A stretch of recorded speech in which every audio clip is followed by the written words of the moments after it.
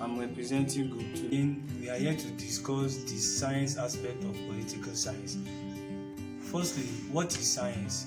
Science is a systematic and logical approach to discover how the natural world operates through observation and experimentation. It involves the use of several different methods and tools, including the scientific method, which involves making observations, asking questions, forming hypotheses, testing those hypotheses through experiments and collecting data, and then drawing conclusions based on that data. The science aspect of political science involves the use of scientific methods and theories to better understand political phenomena.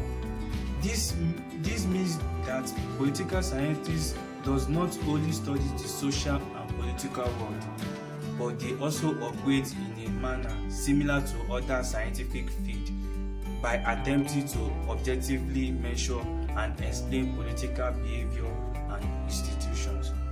Political science is a method of science that utilizes scientific methods to study politics and government systems. Its scientific aspect involves the use of empirical research methods, scientific analysis, experimentations, and policies. Politics is influenced by social, economic, and psychological factors.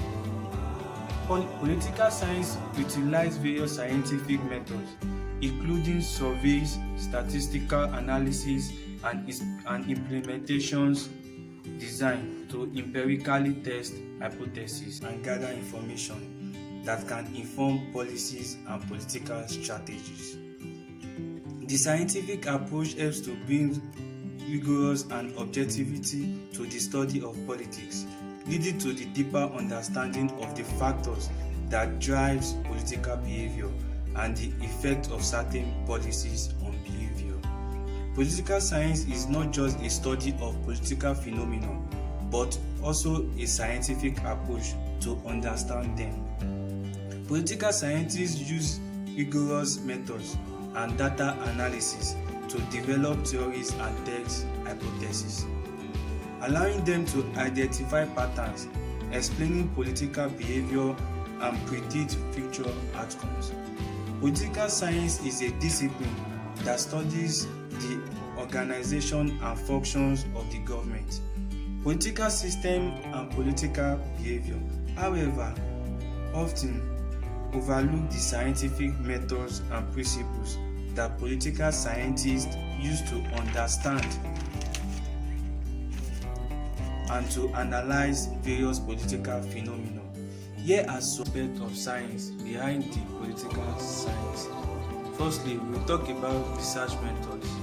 Political scientists use a range of methods to gather data and test hypotheses, including surveys, experiments, case studies, and statistical analysis.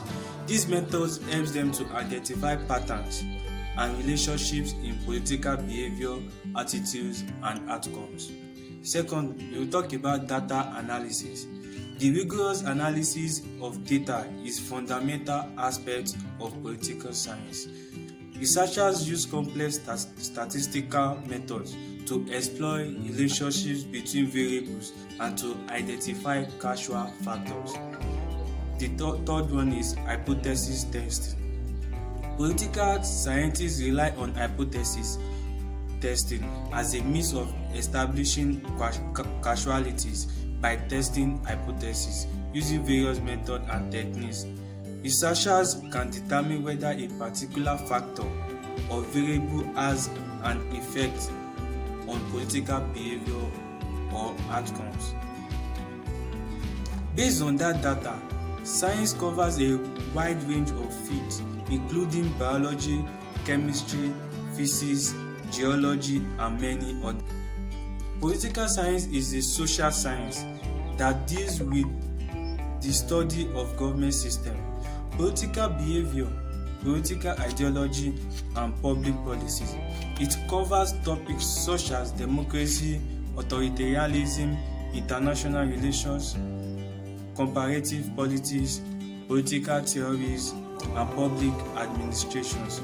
According to Laurel Laswell, the laboratory of political science is not within but outside political life.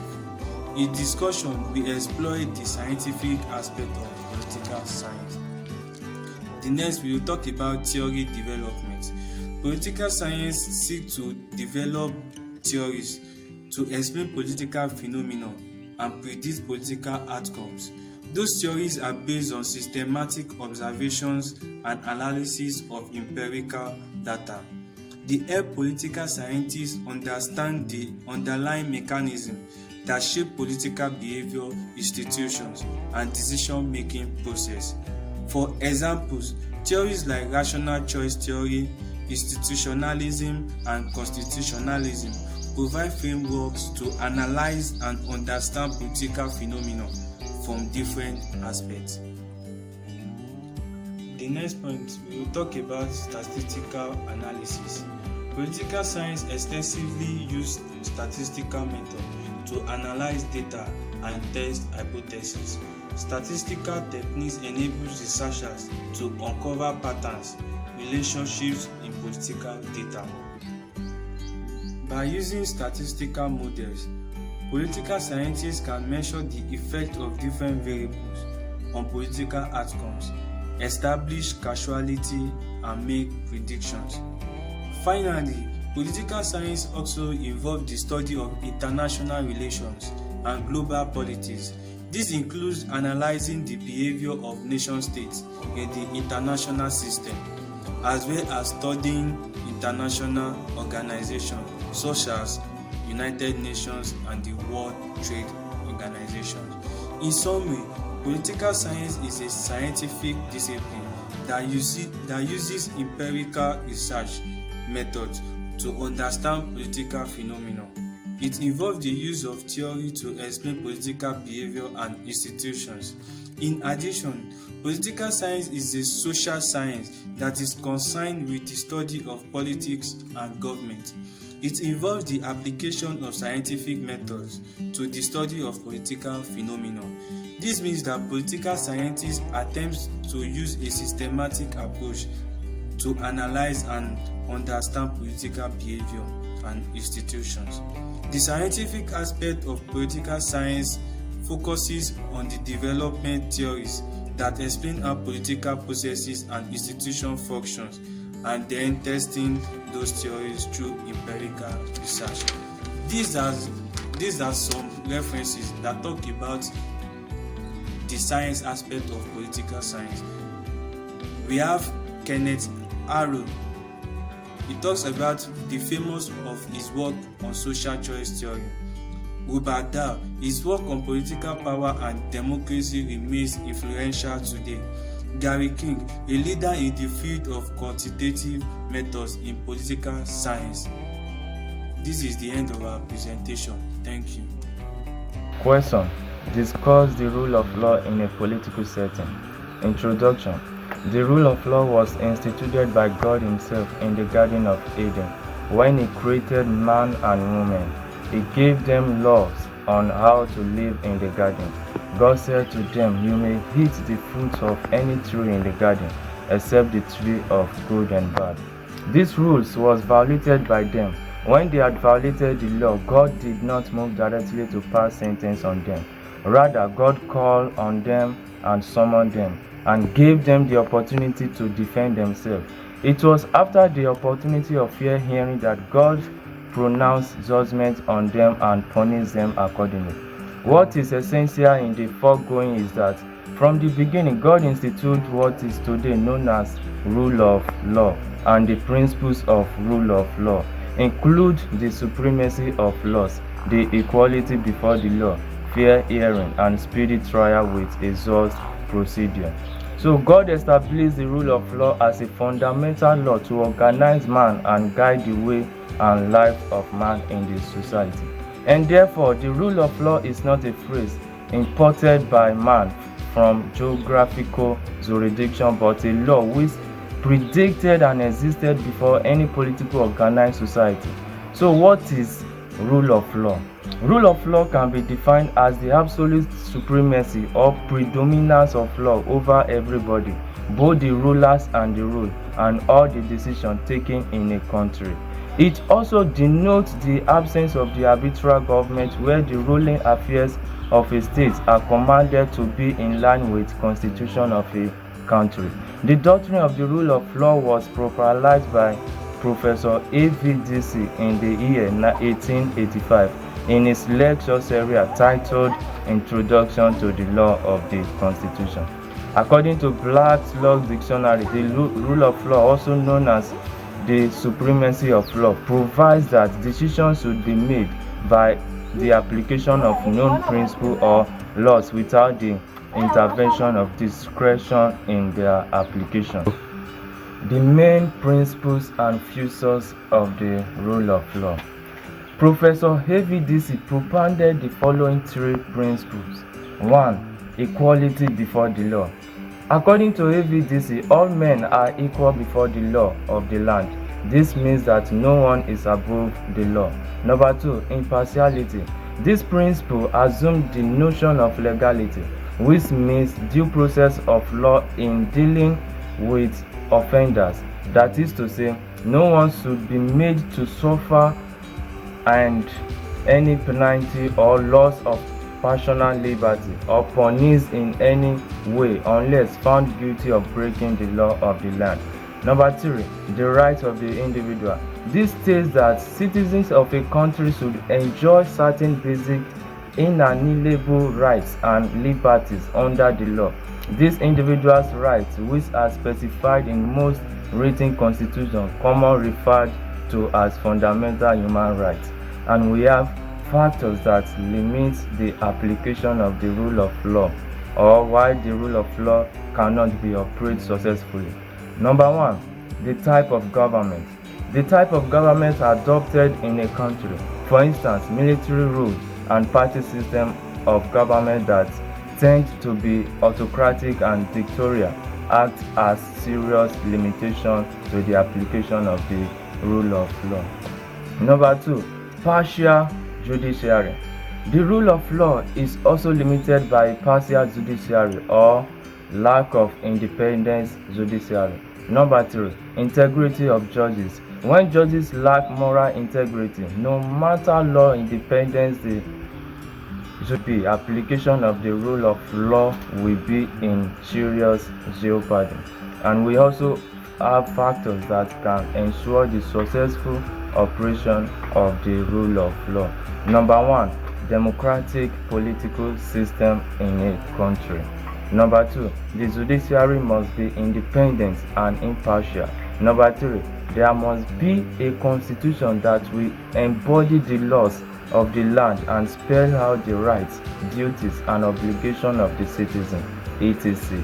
And we also have how individuals' liberty is safeguarded by the rule of law and the importance of rule of law in a modern state.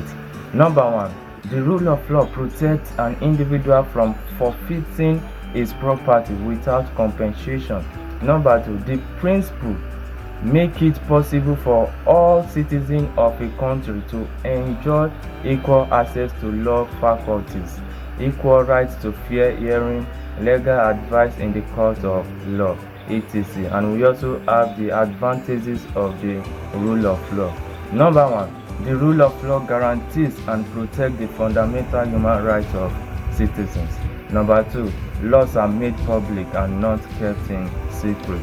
Number 3, the rule of law does not allow a person to be detained for too long without formal charges brought against him. In conclusion, the rule of law is critical for promoting democracy and upholding fundamental human rights.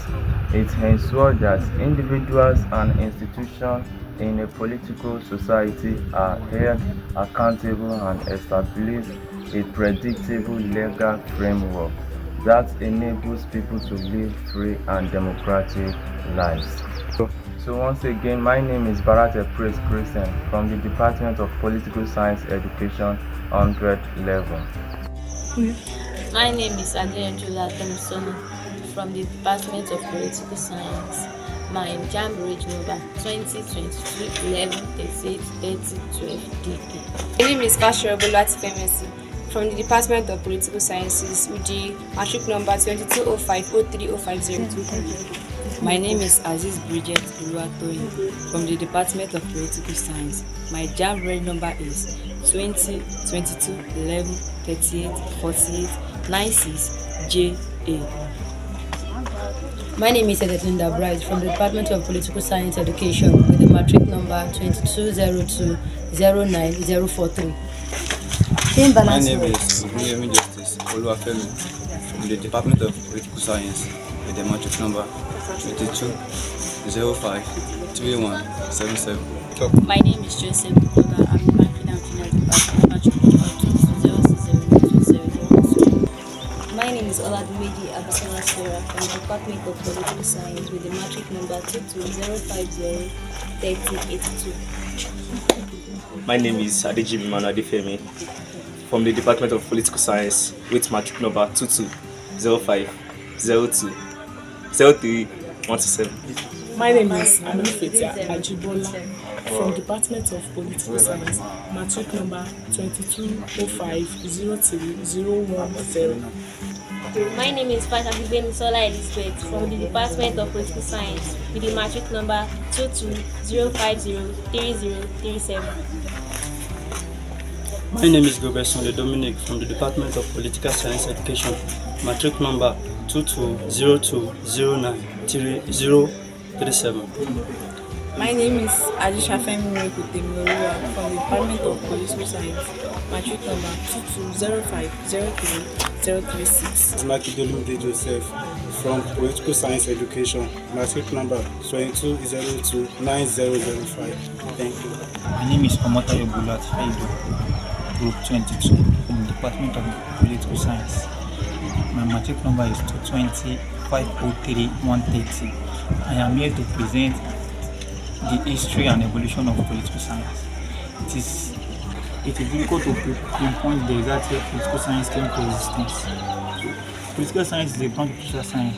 It developed from a discipline and perspective area of knowledge and scientific study. The science emerged in the late 19th century through the work of some scholars like Plato, Aristotle, Max Weber, and Milton. Political science can be traced to the French political philosopher Tim Bourdieu, which gives the political term a science political.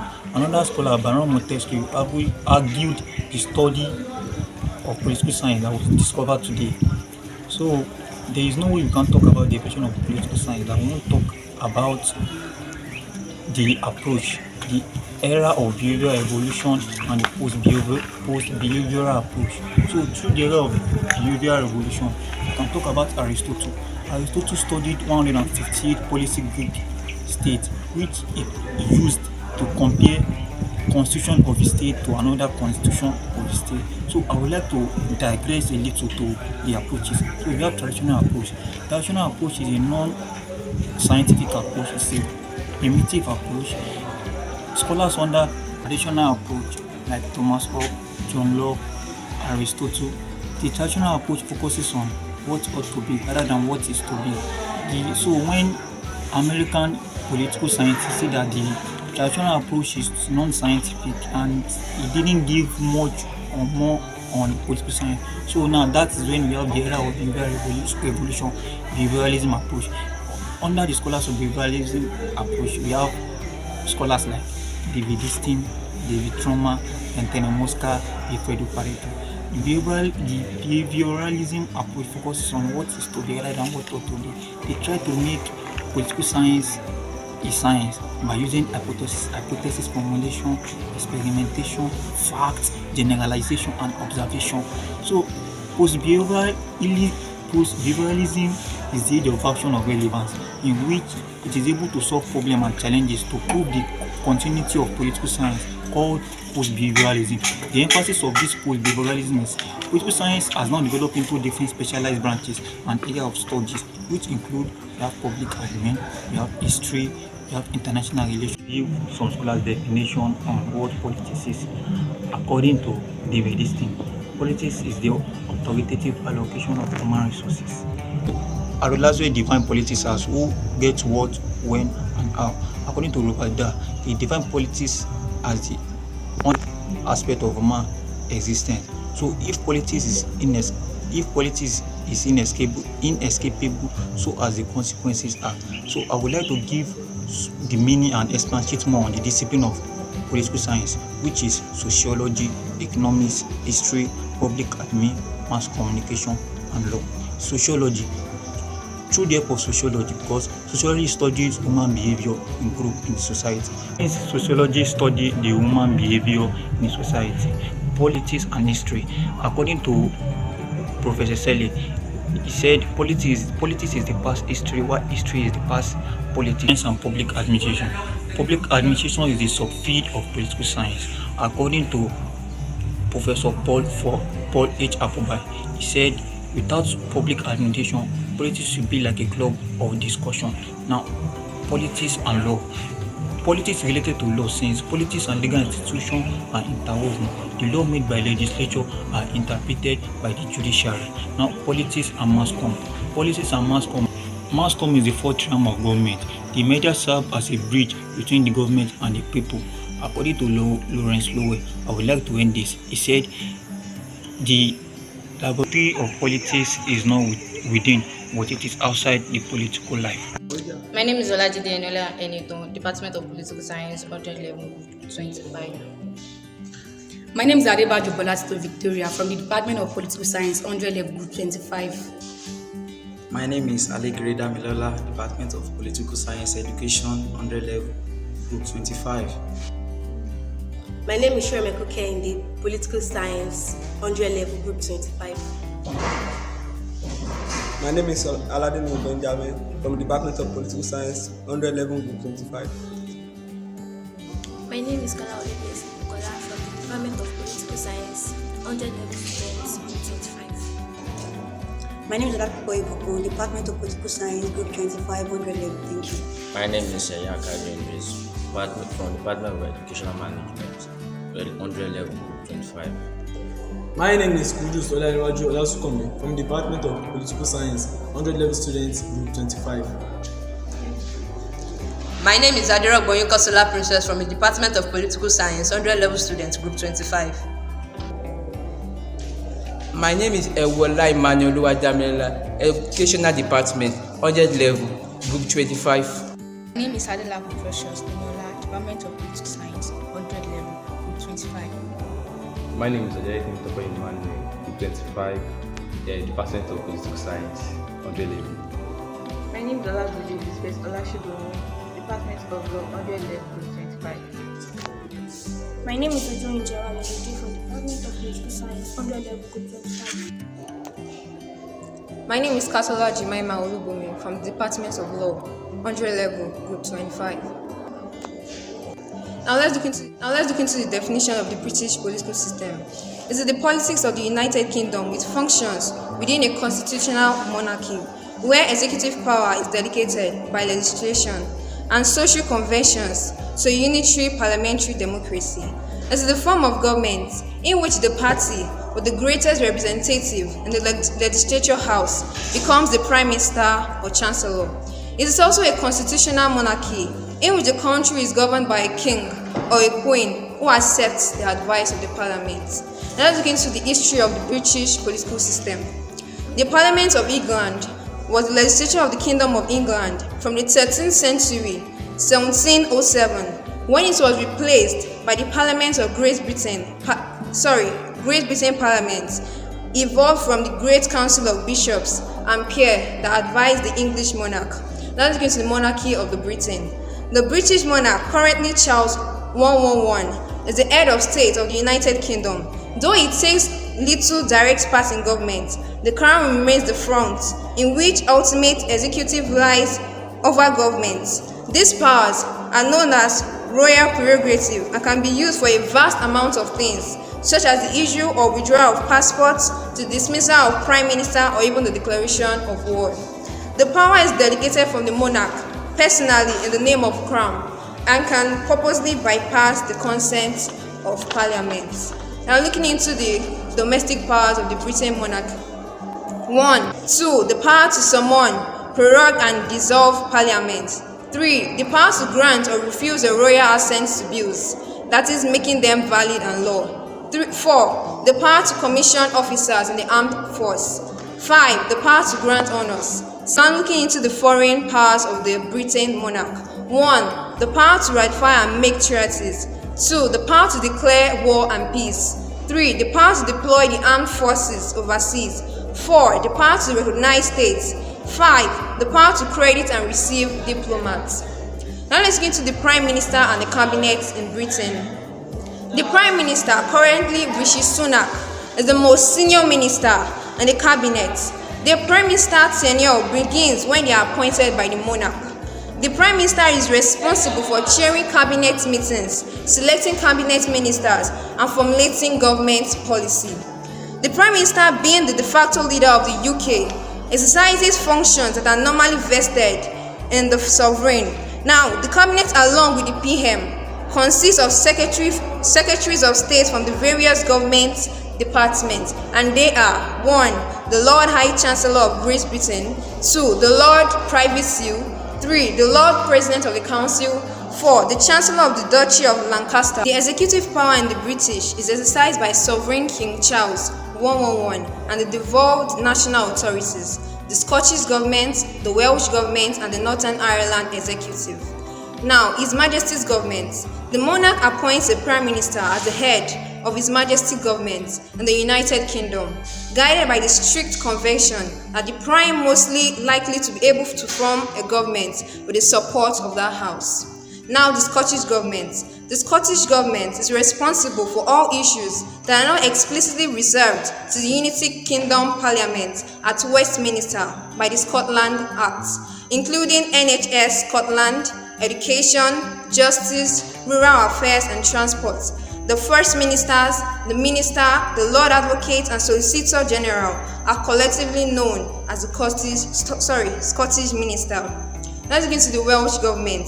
The Welsh Government have more limited power than those devolved to Scotland, although following the passing of the Government of Wales Act 2006 and the 20U Welsh Devolution referendum, the Senate can now legislate in some area through an Act of Senate.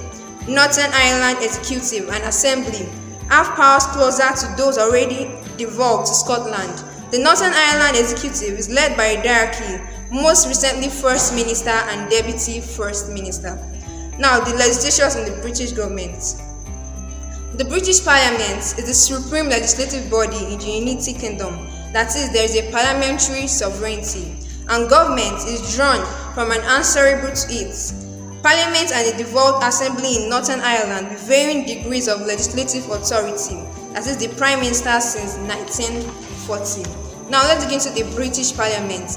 The Parliament is bicameral, meaning has two legislative chambers, which is 1, the House of Commons, and 2, the House of Lords.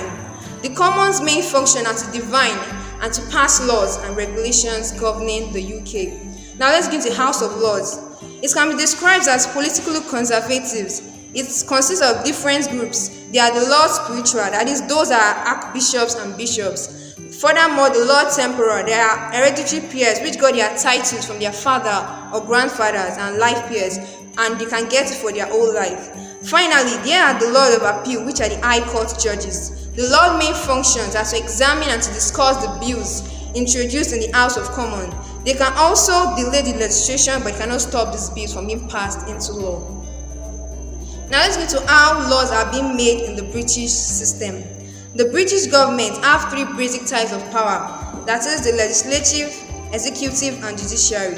The legislative power. It is the power to make new laws or remove old ones. It is made up of the Parliament, which are the House of Lords and the House of Commons. The executive power. It is the power to implement and enforce laws. It is controlled by the British government, which works on behalf of the king. The judiciary power. The power to prosecute those who go against the law. It is kept independent of the legislature and the executive. The highest court in the UK is the Supreme Court of the United Kingdom. Voting system in the British political system.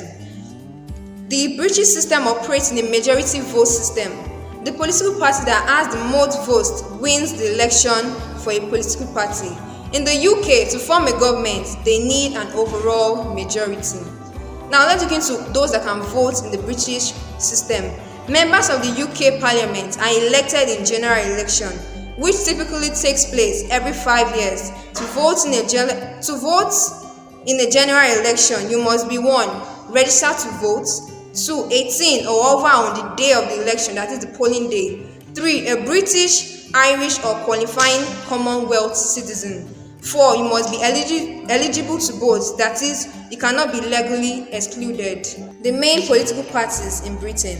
There are currently 11 political parties with seats in the House of Commons. Now let's mention 5 of them. Conservative Party, CP, it was founded in the year 1834. Labour Party, LP, founded in the year 1923. Scottish National Party, SNP, founded in the year 1934. Liberal Democrat Party, LDP, founded in the year 1988. Democratic Unionist Party, DVP, founded in year 1971, and others more. Now the British Constitution.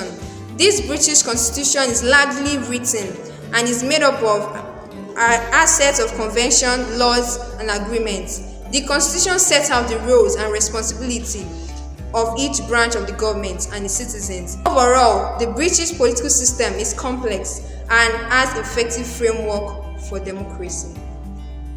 Izakin Bomolola Mary, Faculty of Social Science, Department of Political Science major, 100 level. My name is Babatunde Rotolo Atovi, Faculty of Social Science, Department of Political Science major, 100 level. My name is Olado Ibevde from the Faculty of Edu, Department of Political Science, 100 level. My name is Aimbedola Kwadola from the Faculty of Education, Political Science, Edu, 100 level. My name is Odisen Oluwashim from the Department of Political Science Education, Faculty of Education, 100 level. My name is Adekunle from the Faculty of Education, Political Science Education, 100 level. My name is Adetola Milekon from the Faculty of Education, Political Science Education, 100 level. My name is Badiga Precious from the Faculty of Social Science, Department of Political Science, 100 level. My name is Akonde Estamidamola from the Department of Political Science, the Faculty of Social Sciences. I am representing Group 28 to the topic Politics and Authoritarian Scarce Value by David Easton. So firstly, I would like to define all this and give it a detailed illustration. According to David Easton, he defined it as the allocation of scarce value in such a way that politics involve and making and determine how benefits, resources and responsibilities are being distributed among the people in the society. And resources allocation, this is the process whereby the government will make a way that the resources are allocated in the right way, resources are allocated in the proper way for the benefit of the people. And in the meaning of scarce value, what is the meaning of scarce value? Scarce value simply means what the society deemed fit, that what the society deemed fit to add, that okay, this is the particular thing I need to benefit from this particular thing. So the government is going to make a way on how they are going to split these values and to make it very viable for the community to benefit from it. So scarce value refers to the goods, services, benefits that the society deemed fit to value from it. Let's make an illustration. Let's consider a grappling society of a country with a disturbance of healthcare services. So they lack healthcare services in a society. So the government will be the one to provide the resource allocation and also know how they are going to distribute the allocation to the society. So they have the access and the equity to it. So let's an example of an hospital. So the government will be the one in providing the hospital beds, everything needed in the hospital, so as for the society to benefit from it. And stakeholders, the government will be in charge of stakeholders in such a way that they will make sure that these things are, they make sure that these resources are being allocated properly, that the society will have access and the equality to it. They know the partiality in this, which means society A will benefit from it, society B will also benefit from it. So there won't be any form of, and that won't cause any form of disputes in the society, because I'm benefiting from it, the society is also benefiting from it. So in this illustration, politics plays a crucial role for it to determine how resources are allocated and how everybody is benefiting from it. So that scarce value, it means that the society must benefit from it. They deem fit for it that, okay, we should benefit from this particular thing. It is our right. So I think with this point of mine, I'm able to define politics as an authority as valued by David. Thank you. Good day everyone, my name is Bosede Bright, matric number 220503002, a student of ADEKUNLE AJASIN University, Akumba Akoko, from the Department of Political Science major. I am here to talk on a topic which says democracy as a form of government, and here are my colleagues. My name is Abi Manuel Gabukume, Political Science student, 100 level, Political Science student major, matric number 220503005. My name is Ahmed Alemudi, from the Department of Political Science major, 100 level. My matric number is 220503102. My name is Baba Emi Ayobokwe from the Department of Political Science Education, 100 level, matric number 220209001. My name is Adi Adebe. I'm from the Department of Political Science major. My matric number is 220503039. My name is Solana Jadimanda from Political Science Group, matric number 220209002, 100 level. My name is Omekola Damilare, Political Science major, matric number 220503198, 100 level. My name is Ogubi Adedotu Victor, Political Science major, matric number 220503210. My name is Aisha Modupe Iyanoluwa from Political Science Group, matric number 2202050. My name is Olumi Adimola from Political Science Department major, 100 level, matric number 220503060. My name is Ajayi Latif Matthew, 100 level, from Political Science major, matric number 220503114. Political Science Edu, matric number 220209009. Okay, after the proper introduction now, I think we now need to move to the main topic while we are here. Democracy as a form of government. Now we start with what democracy is. To a layman language, democracy is known as the government of the people, by the people, and for the people. But I now stated something that democracy is a government that grants power to the people, enabling them to participate in decision-making processes and enjoy fundamental rights and freedoms. What do I mean by this? In a democratic system, citizens are given the right, to enjoy access to some things which is also in their political rights and civil rights. Okay, now I shall be moving from that to one of the reviews here. Okay, I start with the historical development of democracy. When I mean historical development of democracies, this is how democracy started. Okay, I start with point number 1, ancient origin. We are meant to know that Athens democracy finds its roots in ancient Greece, which means democracy started from Greece, particularly in Athens democracy, where citizens had a direct role in governance and decision making. This is where citizens are given the right to make decisions in a state, which makes a state a democratic state. Okay, I move to point number 2, modern evaluation. This I stated this as the Enlightenment era played a significant role in shaping modern democracy. which means with influential thinkers like John Locke and Jean-Jacques Rousseau. They stated that democracy is the modern evolution of enlightenment. Number 3, democratic waves. Expansion and retreat. Democracy experienced waves of expansion and retreat throughout history. We were meant to know that the late 19th and 20th centuries witnessed significant democratic progress. Although setback occurred, but we were made to know that they made a big progress in making democracy a form of government. I move to point 4, global spread.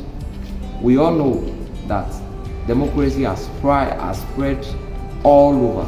We all know that democracy has really spread. So, contemporary decentralization efforts have gained momentum globally, leading to the establishment of democratic government in numerous countries. Now, I move from the historical development, how democracy started. I'm now going to the theoretical foundation of democracy.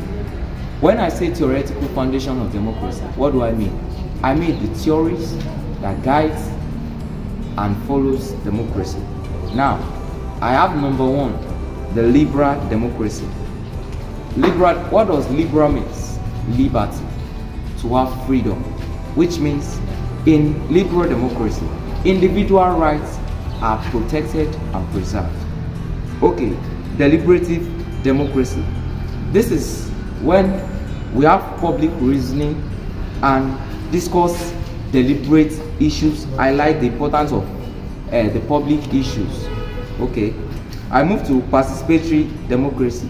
This is when citizens are allowed to participate in democratic issues. Democratic consolidation. This is when institutional design and political culture and judiciary system, free media, and a culture that upholds democratic values and norms. Okay, and I move from that point, I move to models and variations of democracy. Number 1, we have presidential democracy. In presidential democracy, this is a feature of separation of power between the executive, the legislative branches. I move to point number 2, parliamentary democracy.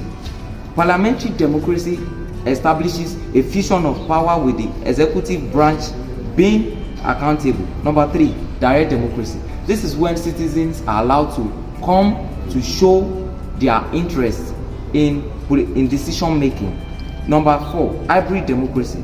This is an element of democracy model, adapting a local context and norms. Okay, I move from that, I move to strengths of democracy. In this aspect, I shall be talking of 4 points, which is number 1, political equality and representation.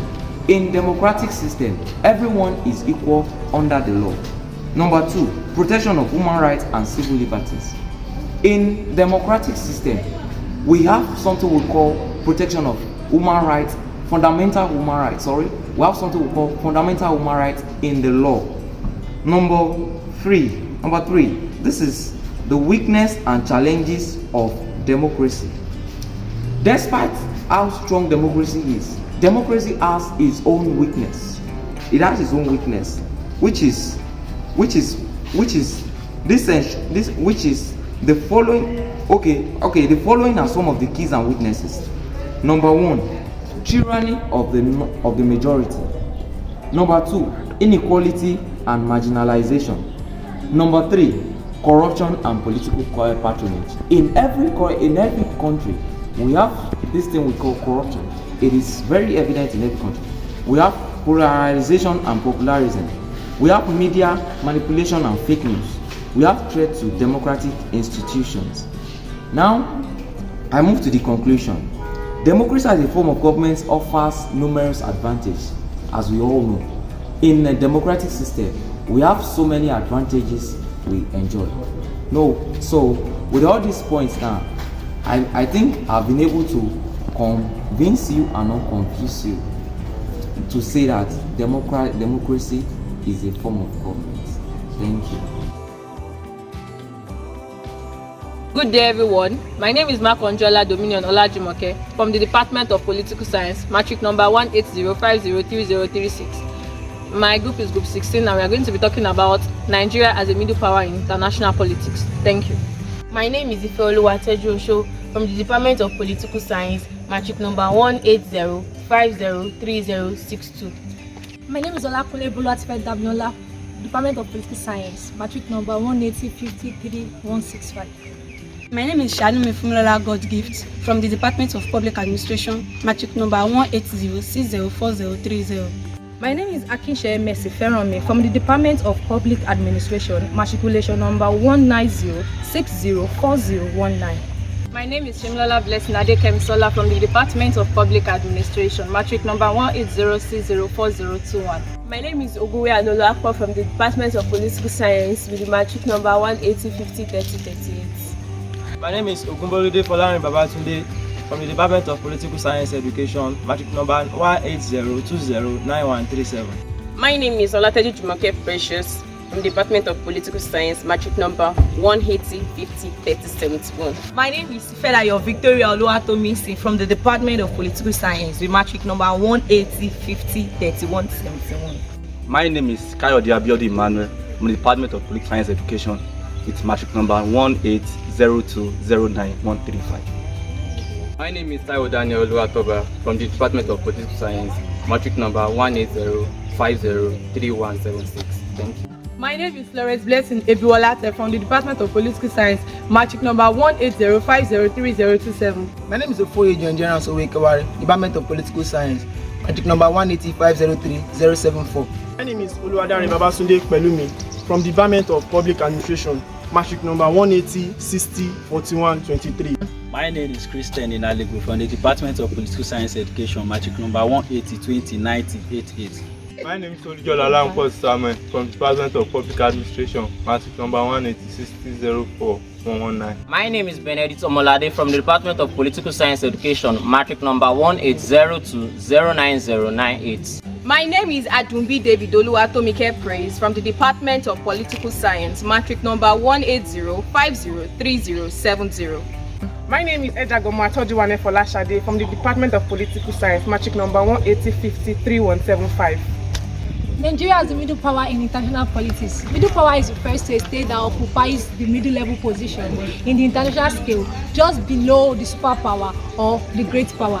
The origin of middle power can be traced to the writing of the 16th century Italian philosopher Giovanni Botero. Middle power was characterized for the first time in 1815 Paris Conference, where the middle power participated in all the committees, some in one, some in none, and some in more. However, classification of middle power is based on the military might, the economic might, and also the geographical location of the country. Another categorization of the middle power is based on the leadership capacity and impact in the international scene. Middle power and regional power conveys strength, it conveys aspiration, hierarchy, and capacity. Regional power is based on a state that projects influence in the international scene. Over the years, Nigeria has been referred to as the middle power based on the economic strength, the military capacity, and also the leadership capacity of Nigeria. However, there are several challenges that serve as a limitation to the Nigeria position as the middle power in the international scene, and this is based on terrorism, insurgency, and also communal conflict in Nigeria. These are served as challenges and pose a great limitation to Nigeria as the middle power in the international politics. Thank you. The historical escapade of middle power can be dated back to the late 16th century. The world was divided into three types of states, which are the empire, the middle power, and the smaller power. The term middle power tells us what the consensus is about a state's relative ranking within the international hierarchy of nation power.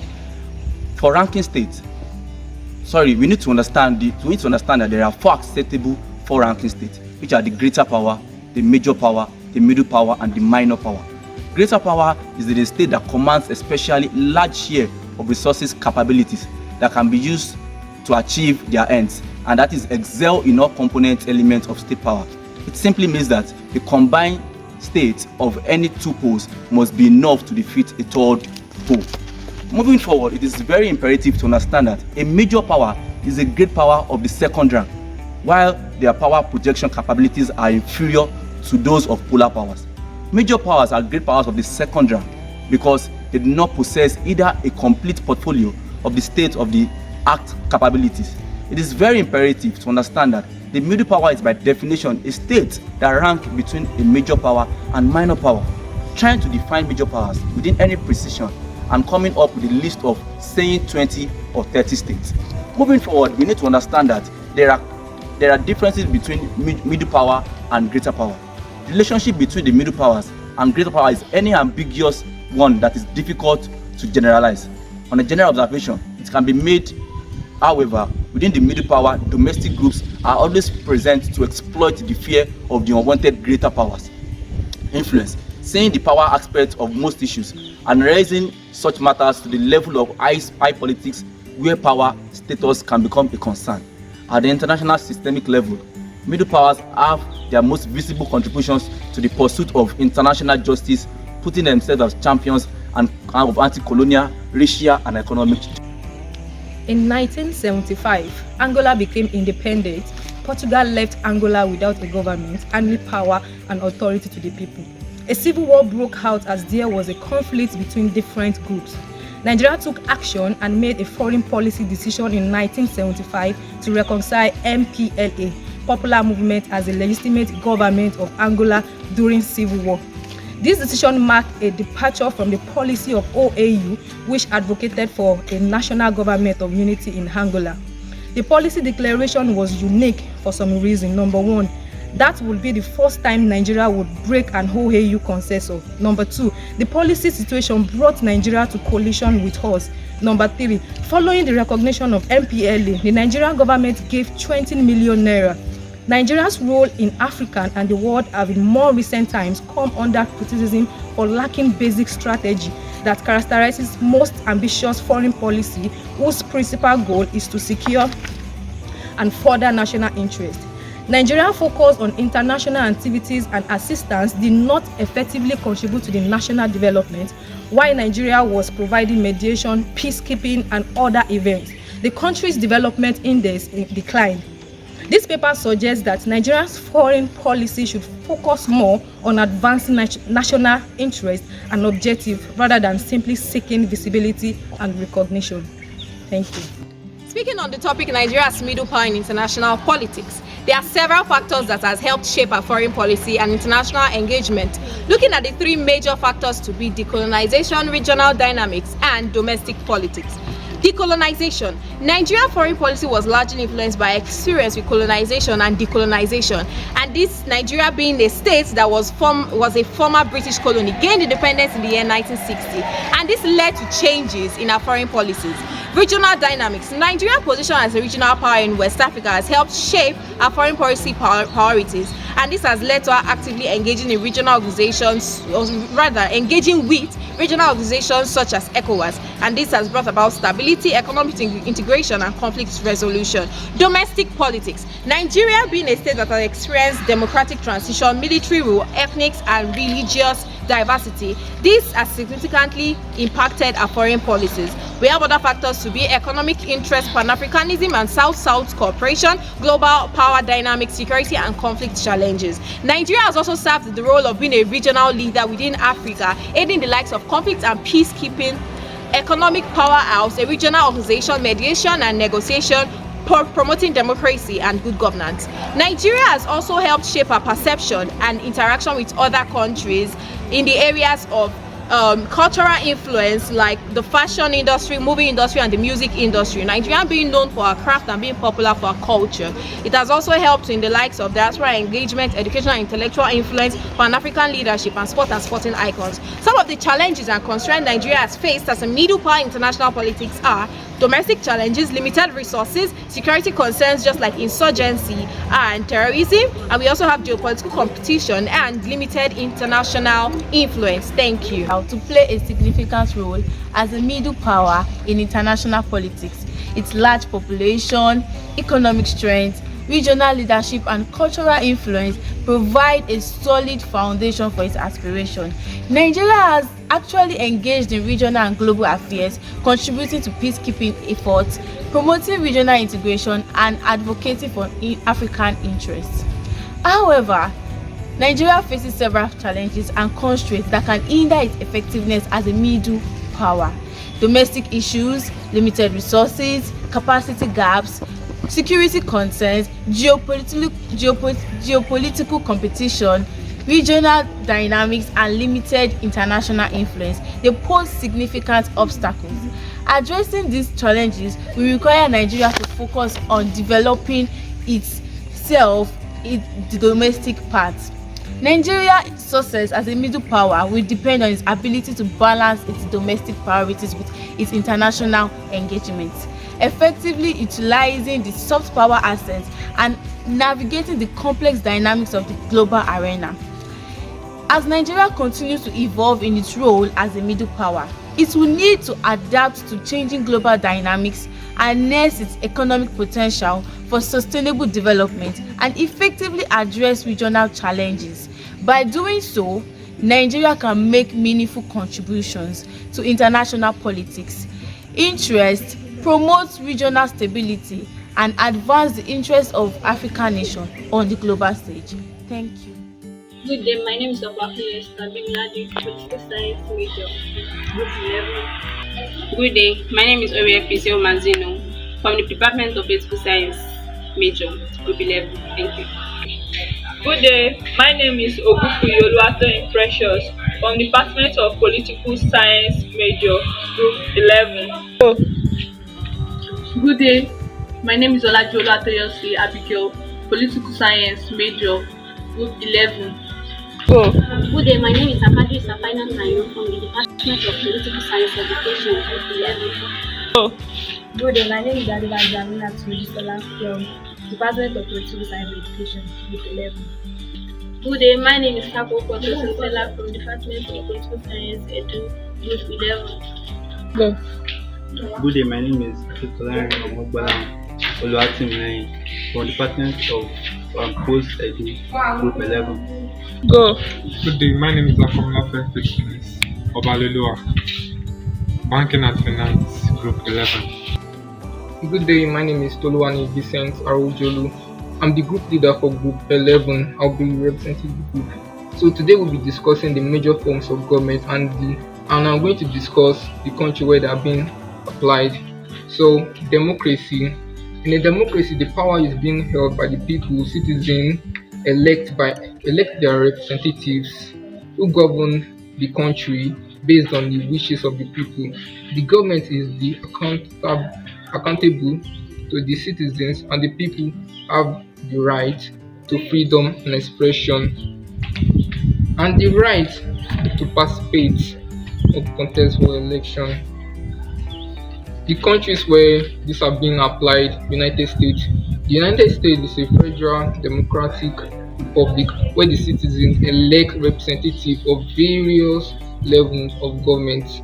Indian is the world's largest democracy where the citizens elect representatives to the parliament and state legislature.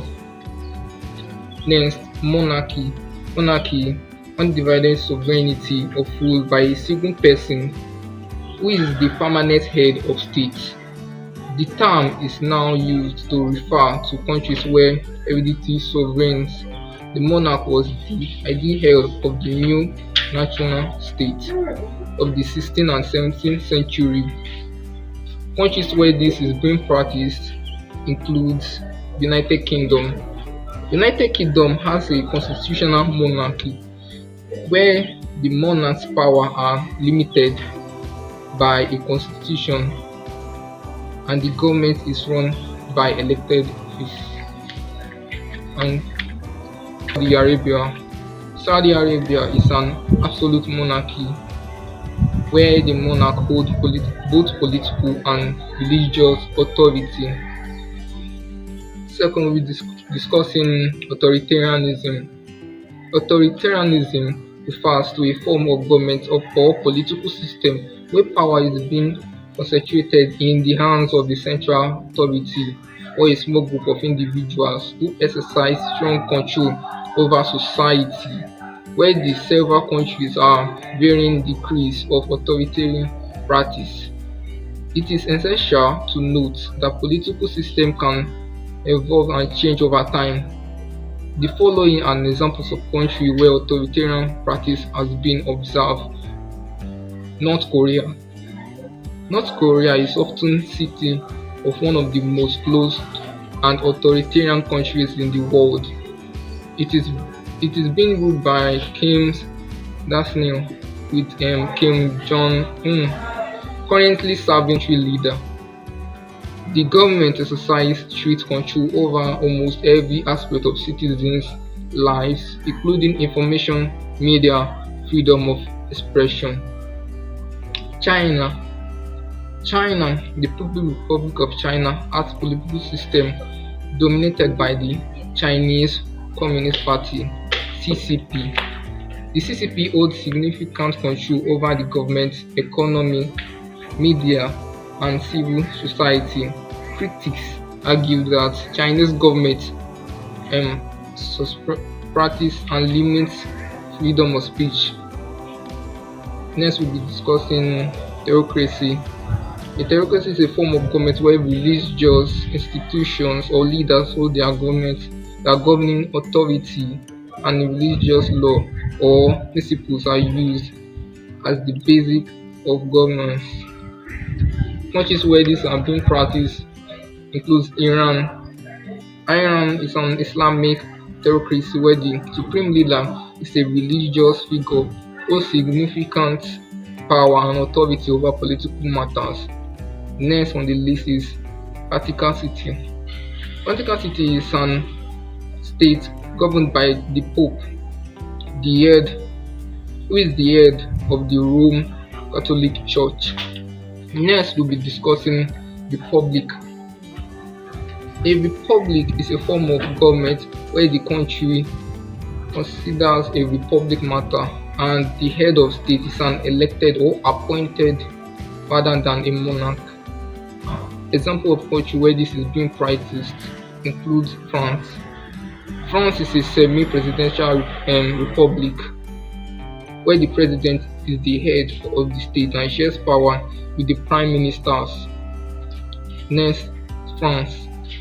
France is a semi-presidential republic where the president is the ceremonial head of the state and the chancellor is the head of government. Next, we'll be discussing communism. Communism, political and economic doctrine that aim to replace private properties and profit-based economy where the public ownership and the communal control of at least the major means of productions, e.g. mine.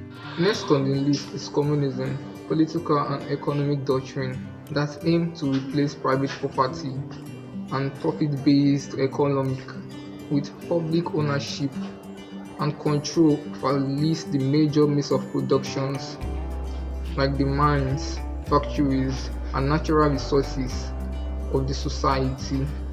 An example of country where this is being practiced includes China. The People's Republic of China, governed by the Chinese Communist Party (CCP), identify themselves as a socialist with Chinese characteristics. Next on the list is Cuba. Cuba, the Public Republic of Cuba, is governed by the Communist Party of Cuba. The country is being under the communist rule since the Cuban Revolution in 1959. Next on the list is oligarchy, ruled by few, often seen as having a self-serving ends. Aristotle used the term for unjust rule by bad man. Example of country where it's being practiced include Russia. Russia has been criticized for having elements of oligarchy and in its political and economic system.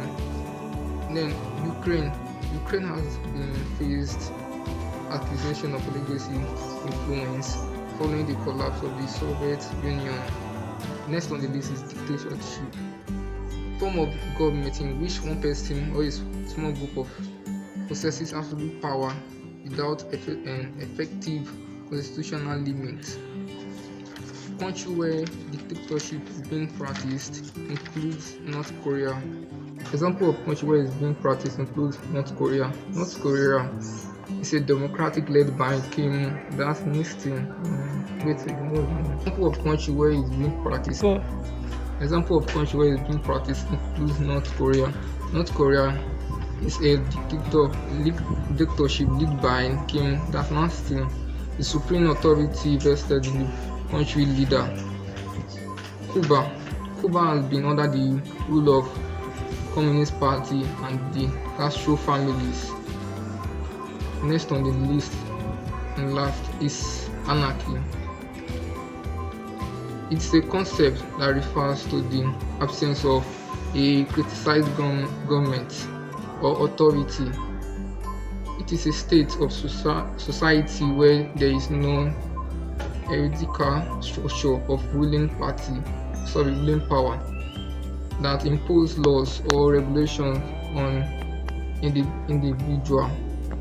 Example of country includes revolutionary Catalonia 1936 to 1939. During the Spanish Civil War, part of Catalonia in northern eastern Spain came under the control of anarchist and socialist group. Next on the list is Free Territory of Ukraine 1918 and 1921 of the Russian Revolution. That is the end of our Group 11 presentation. Thank you. My name is Omoimori Alwadara Faith. I'm in 100 level Political Science Major Department. I'm in Group 3. With me here are... My name is Olakpade Moresore Eunice, Department of Political Science Major, 100 level, Group 3. Start. My name is Mafumi Shebelo Atobi, Department of Political Science, 100 level, Group 3. My name is Daumiti Silokpe, 100 level student, a member of Group 3, the Department of Law. My name is Jemri Olakitoketri, Department of Political Science, 100 level, Group 3. My name is Rotimo Machidu, an 100 level student from Political Science Department, Group 3. My name is Okutaro Debura, I'm in Department of Political Science, 100 level, Group 3. My name is Ari Yobere, 100 level student from Department of Law, Group 3. My name is Dayeb Matis from Department of Political Science, 100 level, Group 3. My name is Daudi Favor from Department of Law, 100 level, Group 3. My name is Samuel Precious Tolu Alashe from Department of Law, 100 level, Group 3. My name is Akash Levi from the Department of Banking and Finance, 100 level, Group 3. My name is Sakari Bas from the Department of Political Science Education, 100 level, Group 3. Jesola Iwola from the Department of Law, 100 level, Group 3. My name is Mrs. Felicia Timitokwe, Department Banking and Finance, 100 level, Group 3. I'm Kojumika Olawale, Political Science, Department of Political Science, 100 level, Group 3. My name is Adeshimwe Enyoluwayo Petra Infant, 100 level, Group 3, law students. My name is Omoimori Alwadara Faith, and I'm representing for Group 3. The group topic is discuss the scope and methods of political science. First, what is political science? Political science is a social science discipline that focuses on the study of political systems, institutions, behavior, and processes. It seeks to understand and analyze the theory, practice, and dynamics of politics in various levels, including the local, national, regional, or international level. Methods. There are various methods employed in political science, which are: first, qualitative research, quantitative research, comparative analysis, international relations, political theory, then public policy analysis, game theory, political behavior, historical analysis, and so on. First, the qualitative research. This method involves the collection and analysis of non-numerical data, such as interviews, case studies, historical analysis, and textual analysis. Qualitative research helps in understanding the nuances of political phenomena, exploring in-depth explanations, and generating theories. The second, quantitative research. Quantitative methods involve the collection and analysis of numerical data, such as surveys, statistical analysis, experiments, and content analysis. This approach allows for systematic comparisons, generalization, and statistical modeling to test hypotheses and identify patterns and relationships. Comparative analysis. Comparative politics is a subfield of political science that focuses on comparing different political systems, institutions, and processes across countries or regions. Comparative analysis involves examining similarities and differences to identify patterns, causal relationships, and factors that influence political outcomes. Political theory. Political theory involves the study of political ideas, concepts, ideologies, and political theory involves the study of political ideas, concepts, ideology, and normative frameworks. It relies on philosophical analysis, textual interpretation, and critical thinking to explore the fundamental questions about power, justice, authority, and governance. International relations. The study of international relations examines the interactions between states, international organizations, and non-state actors in the global arena. It utilizes both qualitative and quantitative methods to analyze topics such as diplomacy, international law, conflict resolution, and global governance. Public policy analysis. Public policy analysis focuses on the study of how policies are formulated, implemented, and evaluated. It employs a combination of qualitative and quantitative methods to assess the impact of politics, analyze decision-making processes, and provide recommendations for policy improvements. Political behavior. This subfield explores the attitudes, beliefs, and actions of individuals and groups within the political system. It often involves survey research, experimental methods, and statistical analysis to understand voting behavior, public opinion, political participation, and social movements. Policy analysis. Policy analysis is a method used to evaluate existing policies or propose new ones. It involves assessing the effectiveness, efficiency, and equity of policies, considering their intended and unintended consequences, and providing recommendations for policy improvements. Game theory. Game theory is a mathematical modeling approach used to study strategic interactions and decision-making in political situations. It helps analyze conflicts, negotiations, and cooperation among actors by predicting their behavior based on assumptions about their goals and struggles. Historical analysis. Political science often employs historical analysis to understand the development, evolution, and impact of political systems, institutions, and ideas. This method involves studying primary and secondary historical sources, examining historical events and processes, analyzing their relevance to contemporary politics. Now we move to the scope of political science. The scope of political science encompasses a wide range of topics, including political theory, comparative politics, international relations, public administration, public policy, politics, governance, and political behavior. Here are some key areas within the scope of political science. 1. Political theory and philosophy. Political science explores the ideas, concepts, and theories that underpin political systems and governance. It examines political ideologies, ethical foundations, and normative frameworks that shape political thought and action. Comparative politics. Comparative politics focuses on the study of different political systems, institutions, and processes across countries or regions. It involves comparing and analyzing similarities and differences in political structures, party systems, electoral systems, and governance models. International relations. International relations examines the interactions between states, international organizations, and non-state actors in the global arena. It analyzes issues such as diplomacy, foreign policy, international law, global governance, and the causes and consequences of conflicts and cooperation. Public administration and policy. Political science studies the administration of public affairs, including the formulation, implementation, and evaluation of public policies. It examines the role of bureaucracy, decision-making processes, public service delivery, and the impact of policies on society. Political economy. Political economy explores the relationship between politics and economies. It examines the influence of political factors on economic systems, politics, and outcomes, as well as the impact of economic factors on political processes and decision-making. Political behavior and public opinion. Political science analyzes the attitudes, beliefs, and behaviors of individuals and groups within political systems. It examines voting behavior, political participation, social movements, public opinion formation, and the role of media and communication in shaping political attitudes. Political institutions and processes. Political science studies the structures, functions, and dynamics of political institutions such as legislatures, executive, courts, and bureaucracies. It explores how these institutions operate, interact, and shape political outcomes. Political methodology involves the development and application of research methods and techniques to study political phenomena.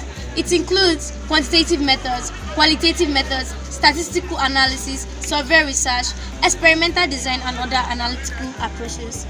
Political development and democratization.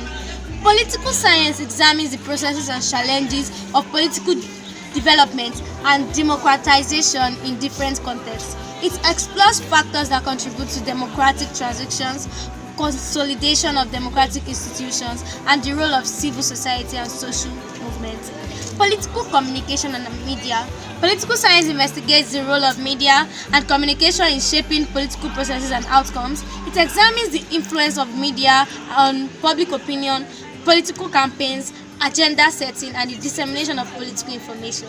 The discipline is dynamic and evolving, continually incorporating new issues and approaches to understand and analyze the methods employed in political science vary depending on the research question and the specific subfield within the discipline. Then, the scope of political science encompasses a wide range of topics. It includes political theory, comparative politics, international relations, public administration, public policy, politics, governance, and political behavior. Once again, my name is Omoimuria Oluwadara Faith. Thank you. My name is Omladi Blessing Oluwatimileni from the Department of Political Science, 100 level. Yeah, my name is Fawzi Victor from the Department of Political Science, 100 level, major. My name is Olaoluwa Ijola Omekun from the Department of Political Science, major, 100 level. My name is ADEKUNLE George Oluwaferanmi from the Department of Political Science, major, 100 level. My name is Mutukola Wale John from the Department of Political Science, major, 100 level. My name is Benjamin Temitayo Condelia from the Department of Political Science, major, 100 level. My name is Samuel Okikiola Deborah from the Department of Political Science, major, 100 level. My name is Akenya Landidi from the Department of Political Science Education, 100 level. My name is Karami Fisher Basit from Political Science Department, 100 level. My name is Luto Emmanuel Demilade, Post Science major, 100 level. My name is Akinfusi Akinwumi Valentine from the Department of Political Science, major, 100 level. My name is Adetunde Oluwashinago Precious from the Department of Political Science, major, 100 level. My name is Francis Olubukumi Emmanuel from the Department of Political Science, major, 100 level. My name is Shefulu Asamodu Akpelumi from the Department of Political Science, major, 100 level. Richard Ayodeji from the Department of Political Science, major, 100 level. Good afternoon, ladies and gentlemen. My name is Awe Anulwakpo Oluwatobi.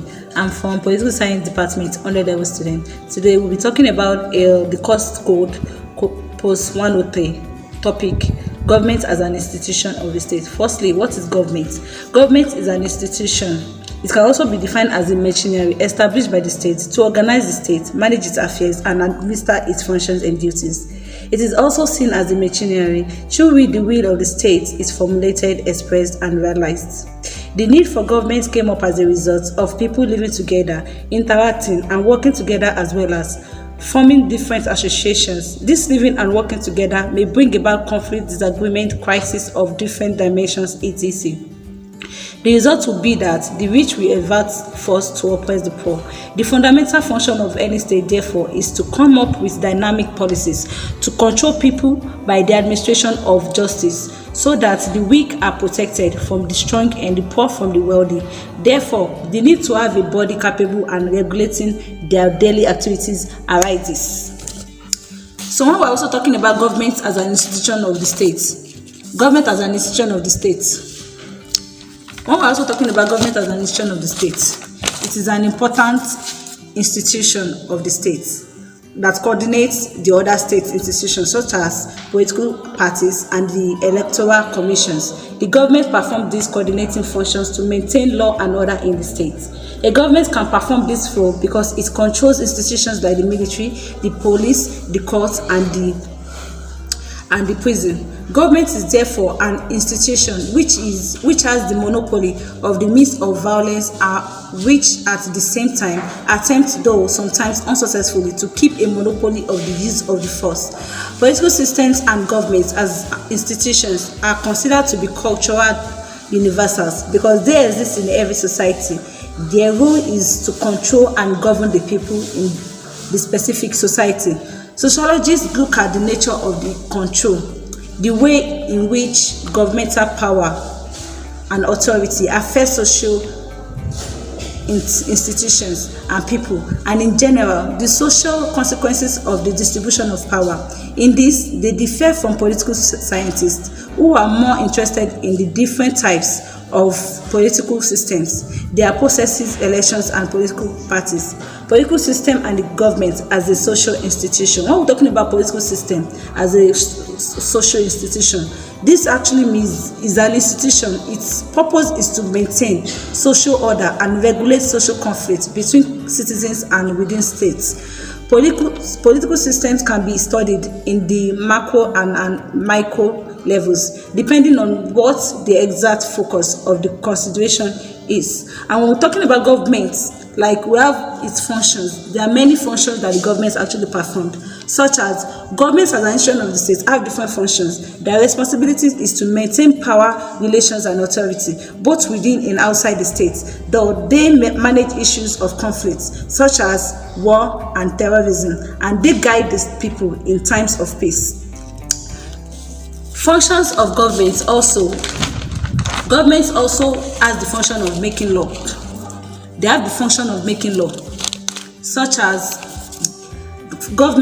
making and enforcing law. It is the duty of government to make and enforce laws. Laws are made by the legislature or any other body established for that purpose. The executive enforces the law.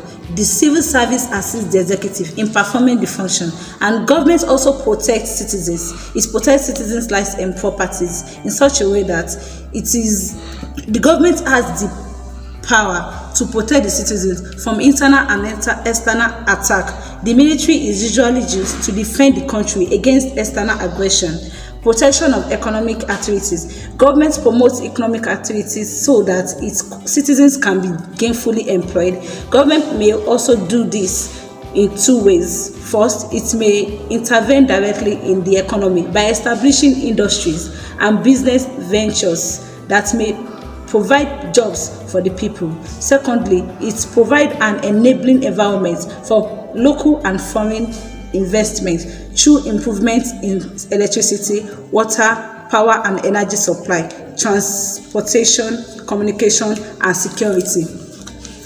So when we're talking about government as an institution of the state, it also fosters friendly relations with other countries. That is, it is the modern state that can stand on its own on countries, as countries depend on one another for one thing or the other. It is expedient, for example, that Nigeria should maintain friendly relations with, say, Britain, not only because millions of Nigeria resides in that country. She also has to maintain friendly relations with other countries where Nigeria has interest before the Nigeria Civil War. So when we're also talking about government as an institution of the state, it talks about conflicts. When one discusses power and authority, one must also talk about conflict. Conflict is a control, a cause of struggle for an exercising power. When a conflict develops into an armed conflict, we refer it to as war. Sociologists approach the topic of war from different perspectives. Some focus on global aspects, while others consider how military conflicts affect the citizens and social institutions of one particular nation. What is peace? The opposite of conflict, war, is peace. Sociologists have defined peace both as the absence of war and as an active process of developing friendly relations between countries and between social groups within countries. When we're also talking about government, we talk about power and authority. What is power? The concept of power is one with a lot of negative connotations to it. It is a common belief that power corrupts a man's soul. One must either not have too much of it or learn to control it and use it for good. The concept itself is an ancient one, and there have been many attempts to give an accurate definition of it.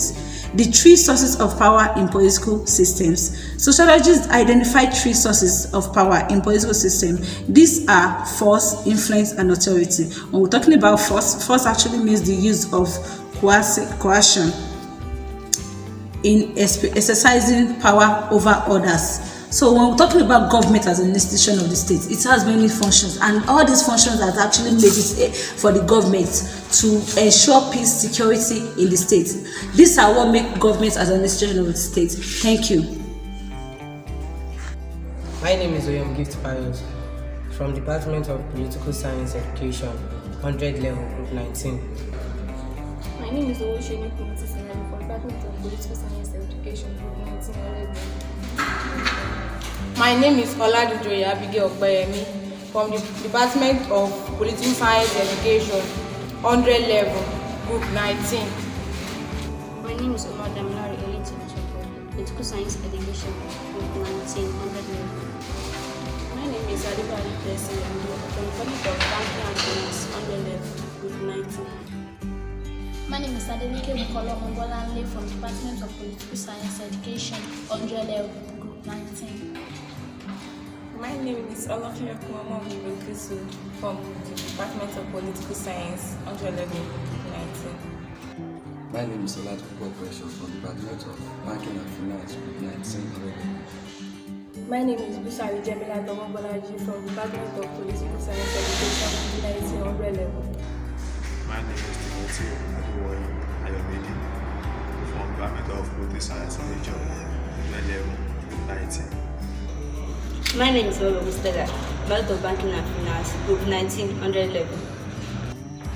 My name is Adine Gontai Elizabeth from the Department of Banking and Finance, 100 level, Group 19. My name is Adebowale Isaac, Department of Political Science Major, 100 level. So we are here to discuss about the electoral system and processing in Nigeria. First, what is election? Election is an act of selecting or choosing a person that will represent the people of a country in the parliament or in the position of government. Then this election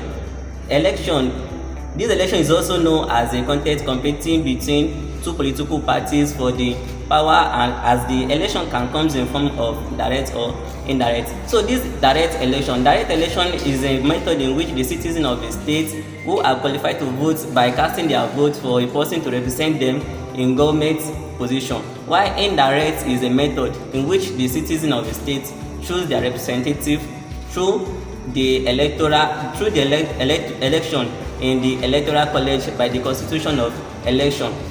Now this electoral system is a processing and procedure taken in choosing or selecting person that will represent a citizen of a particular country in the parliament or any government position. An electoral system is also a set of rules and procedure that determines how elections are conducted and how representatives are chosen in a political system.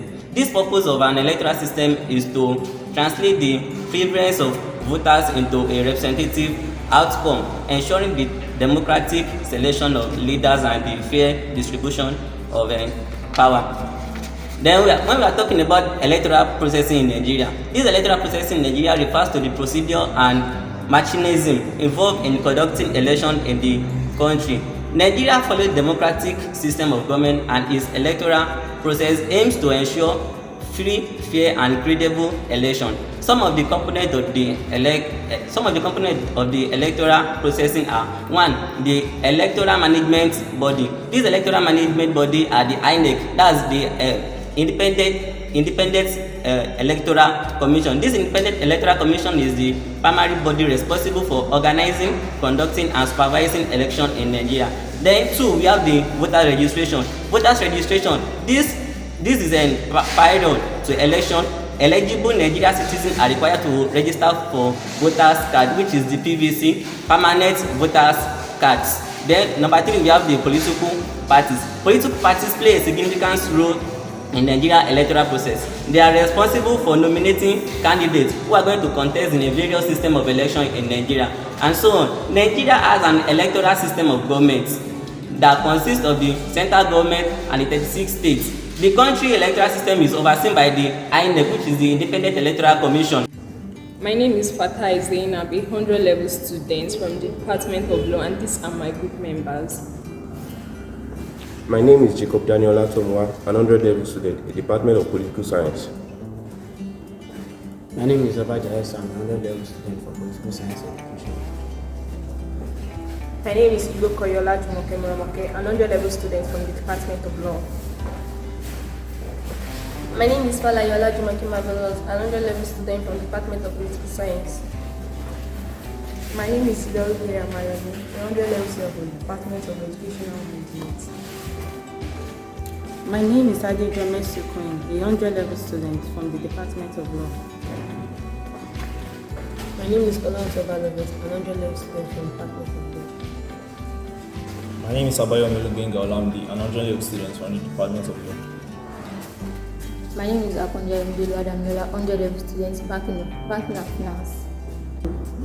Our topic is give a detailed explanation on the doctrine of sovereignty and its limitation. The English word sovereignty comes from the Latin word sopranos, which means extreme and superficial. The concept of sovereignty has been around since the time of Aristotle.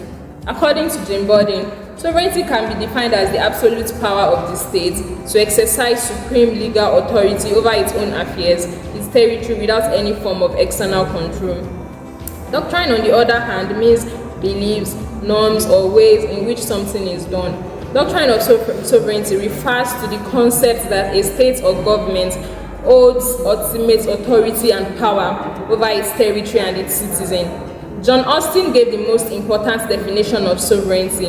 In his book, The Province of Jurisprudence Determined, he stated that if there is a specific authority in a particular society, or those who are not loyal to any authority but have the loyalty of all the people of that society, then that superior authority is called sovereign. And the society with that sovereign authority is an independent and political society. In the 19th century, the English jurist John Austin developed the concept further by investigating who exercises sovereignty in the name of the people or of the state. He concluded that sovereignty is vested in a nation's parliament. A parliament, he argued, is a supreme organ that enacts laws binding upon everybody else, but that is not itself bound by the laws and will change these laws at will. This description, however, fitted only to a particular system of government, such as the one that prevailed in Great Britain during the 19th century. Sovereignty encompasses three key elements.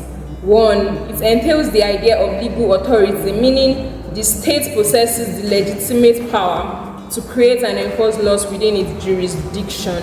Two, sovereignty involves territorial integrity, indicating that state has exclusive control over its territory and borders. Three, it encompasses political independence, suggesting that the state is autonomous and free from external influence in making decisions and pursuing interests. We have two major types of sovereignty: de facto and de jure sovereignty. De jure sovereignty means the legitimate right given to a state to stand on its own without any form of external control. De facto is a Latin word which means from the fact, and it's a legal concept used to refer to what happens in reality or in practice. Advantages of sovereignty: it gives authority to the state to be independent. The state is free from external control and influence. The state has a say over its members or its citizens. Disadvantages of sovereignty: it limits the power of the people. It does not give room to an independent judiciary as part of government agency. There is no continuity in the act of governance. We have characteristics of sovereignty. Number one, permanence. The sovereignty lasts as long as an independent state lasts. Therefore, the sovereignty of a state is permanent. Absoluteness. Sovereignty is regarded to as absolute because the sovereign has an absolute power and no other person is superior to the to that of the sovereignty. We have limitations of sovereignty. One school of thought, the pluralist, states that a state is an association that exists in several associations of society, and therefore it cannot claim absolute supremacy on all. The legal body, like churches, families, schools, farmers association, employers association, are as important as the state. The state therefore must limit its activities on them, and this is where the limitation of states comes from. A second group of critics, the internationalists, hold that the states should not be free or given the total power to control the affairs of its people, but to center on the international laydown. This is where we found the UDHR, the Universal Declaration of Human Rights. Internationalist school of thought on the international ways and on the states having absolute power over the states. We have types of sovereignty. Natural limitation. The sovereign cannot do certain things which are naturally impossible. The sovereign cannot order the sun to rise in the west or cannot change the cycle of the season. We also have the moral limitation. We have human limitations and international limitations of international law. In conclusion, the doctrine of sovereignty is a fundamental concept in political theory that refers to the supreme and ultimate authority of a state over its territory and people. It implies that the state has the power to make laws, enforce laws, and regulate all activities within its borders without the interference of external forces. My name is Oyene Ibalatutulo. I am from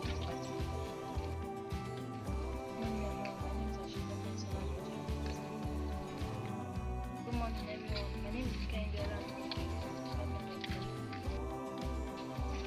My name is Bamdele Eboluwa from the Department of Law. Damsonida Mola, Political Science major.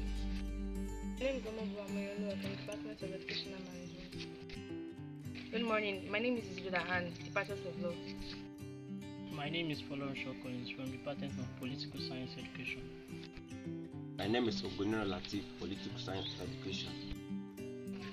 My name is Olantola Bright from the Department of Political Science Education.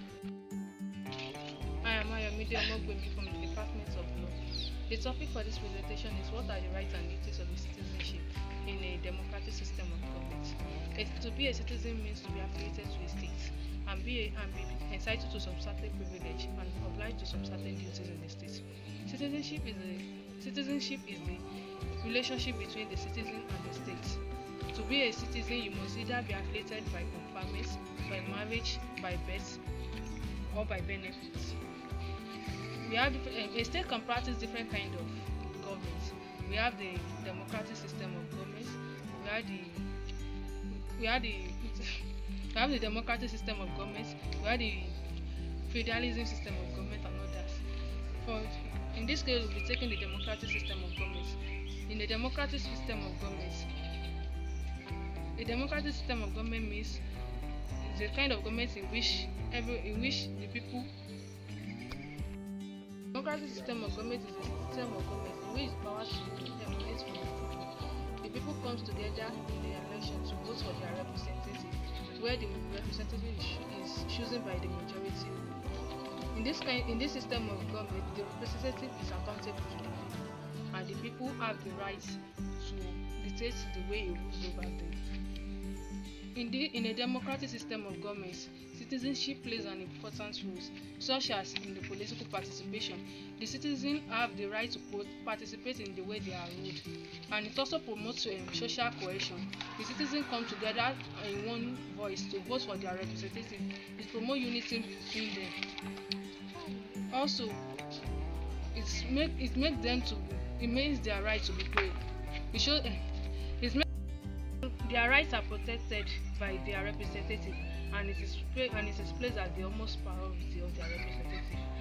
What are rights and duties? Rights are the certain entitlements of a citizen in a state, which are enforced in their constitution, while duties are the while duties are the obligations which the citizen must perform towards the state.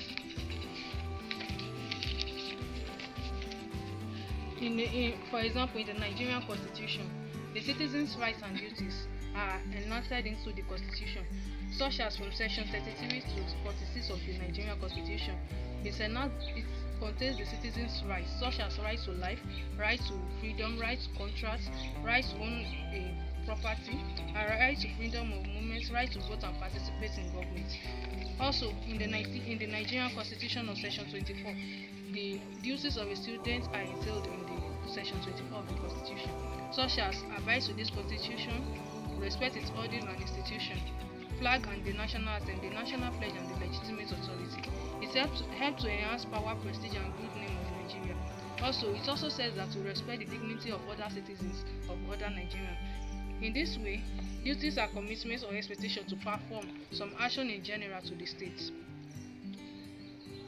The importance of duties to the state, to a democratic state, is such in a way that it makes the citizen obey the laws of the constitution. It also makes them come out to participate in political actions that affect their life and the way they are being ruled. In conclusion, citizenship in a democratic system of government is significant legal status that confer rights, privilege and responsibility upon individual in a country. It encompasses the fundamental principle of equality, participation and rule of law. Though citizenship individual gains access to a range of rights and freedom, including political participation, legal protection and access to public service. At the same time, the citizenship entails responsibilities and duties such as obeying law, paying taxes and contribution to well-being. Thank you. My name is Olawa Joshua Ayobami from the Department of Political Science. I'm representing for Group 24. My name is Sorogan Emide Michael from the Department of Political Science, representing Group 24.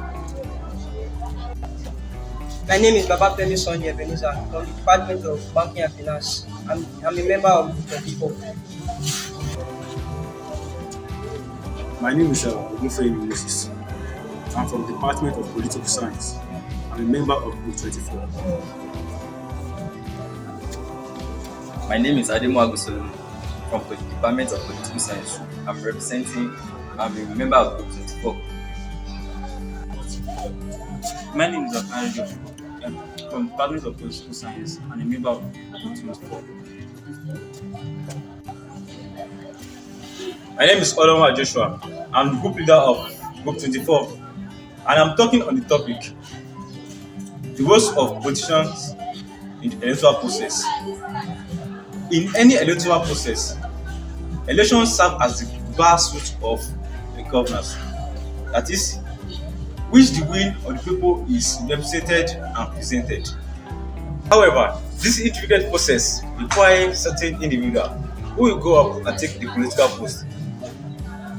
According to Delhi Kafini, MS Creators, 1996, sees politicians as key participants in the electoral process. That is, they act as what as a voice and advocate of the aspirations. Politicians are as a voice and advocate of the people in a way that what they engage into a dialogue in between the people and the decision making. Politicians are responsible for formulating and articulating policy proposals which reflect their want for the people. By doing so, politicians provide the citizen with a clear understanding of their intentions and actions to what they want for the nations. Roles of politicians in the electoral process. 1. Representative of the people. Politicians act as the voice and advocate of the aspiration in their constituents. 2. Communication and debaters. Politicians act in public debate. That is, they tell the people their intent and what they intend for them, their actions and what the people want. They engage in public debate in which what they intend for the people to share out to them. Policy implementers. Politicians are responsible for implementing policies after they are elected into office of what they have told of what they have told their followers, that is we the people, we the masses, of their intent action to us. That is they hold various offices in government. Another role is oversight and accountability. They serve as the check and balances on the executive branch of government and hold them and monitor the government officials and hold them accountable in policies that will be beneficial to the public. Or diplomacy and international relations. Politicians act as a diplomacy in other relations. That is, they build up what our relationship between our countries and other countries. That is, they act as a voice of the country in building a relationship, a better relationship that will serve the country best. Crisis management. During crisis, politicians play a vital role in managing the crisis and emergencies in the nation. You can see the executive, that is the armies and the navies and the air force. That is, during wars, they play a vital role, but in bringing a peace to the nation. That is, they engage in a peace conflict mission, peacekeeping mission, and so on and so forth. Another role is policy formulation. That is, they engage in policy formulation, in articulating and conducting of research. That is things that will be beneficial to the people in the country. That is educations, schools, and others. Another role is fundraiser and campaign organizer. That is, politicians, they organize their political parties and raise funds to promote what what they will need in bringing people closer to them. That is, they need the heart of the people to put them into decision making, for them to go into decision making, taking up the mantle of leadership. That is, they need certain things for them to be able to go into that post. So they need to gather some resources for them to go into the post. Unity builders. Politicians play vital roles in building unity in ethnicity, and also in a place of power. Politicians play a vital role in unity. That is, making the Igbo dominating the Yorubas is not allowed. That is, politicians play a vital role there. That is, bringing us into equal gaps. That is, we maintaining equal positions in the electoral process or in decision making process. Another role is long-term vision and planning. Visions and plan. What are visions and plan? That is, politicians provide, or they tell the people what their intent. That is, what they intend for the people in the future. That is, their what is called long-term projects or long-term plans. That is, to make the country beneficial from their plans. So they engage in a long-term promises which will benefit the people. Another role is media coverage and publicity. The media play a vital role in the electoral process through the use of radio, television, and other forms of disseminating information to the public, in order for them to know what is going on in the country. Another role is lawmakers. Politicians act as lawmakers in various legislative bodies, such as Parliament or Congress, or in every other social activities going on in the nations, or political activities. In conclusion, politicians act as the voice or serve as the voice and advocate of aspirants or the people. That is, they present to the people their will, what they intend to do for the people, and they also hear what the people want, that is, to the public opinion. So politicians perform a vital role, that is, and they are also a key participant in every world.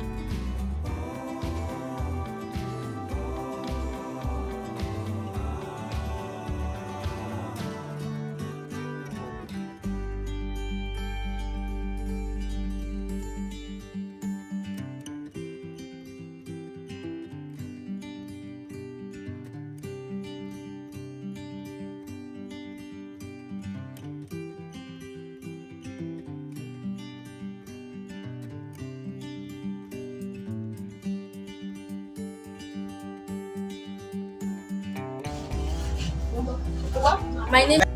Good day everyone, my name is Bosede Bright, matric number 2205030002, a student of ADEKUNLE AJASIN University, Akumba Akoko, from the Department of Political Science major. I am here to talk on a topic which says democracy as a form of government, and here are my colleagues. My name is Abi Manuel Abukumi, the science student on level, Golden SPM major, matric number 2205030005. My name is Ahmed Ayomide from the Department of Political Science major, 100 level. My matric number is 2205033102. My name is Baba Emi from the Department of Political Science Education, 100 level, matric number 220209001. My name is Adebere. I'm from the Department of Political Science major. My matric number is 220503039.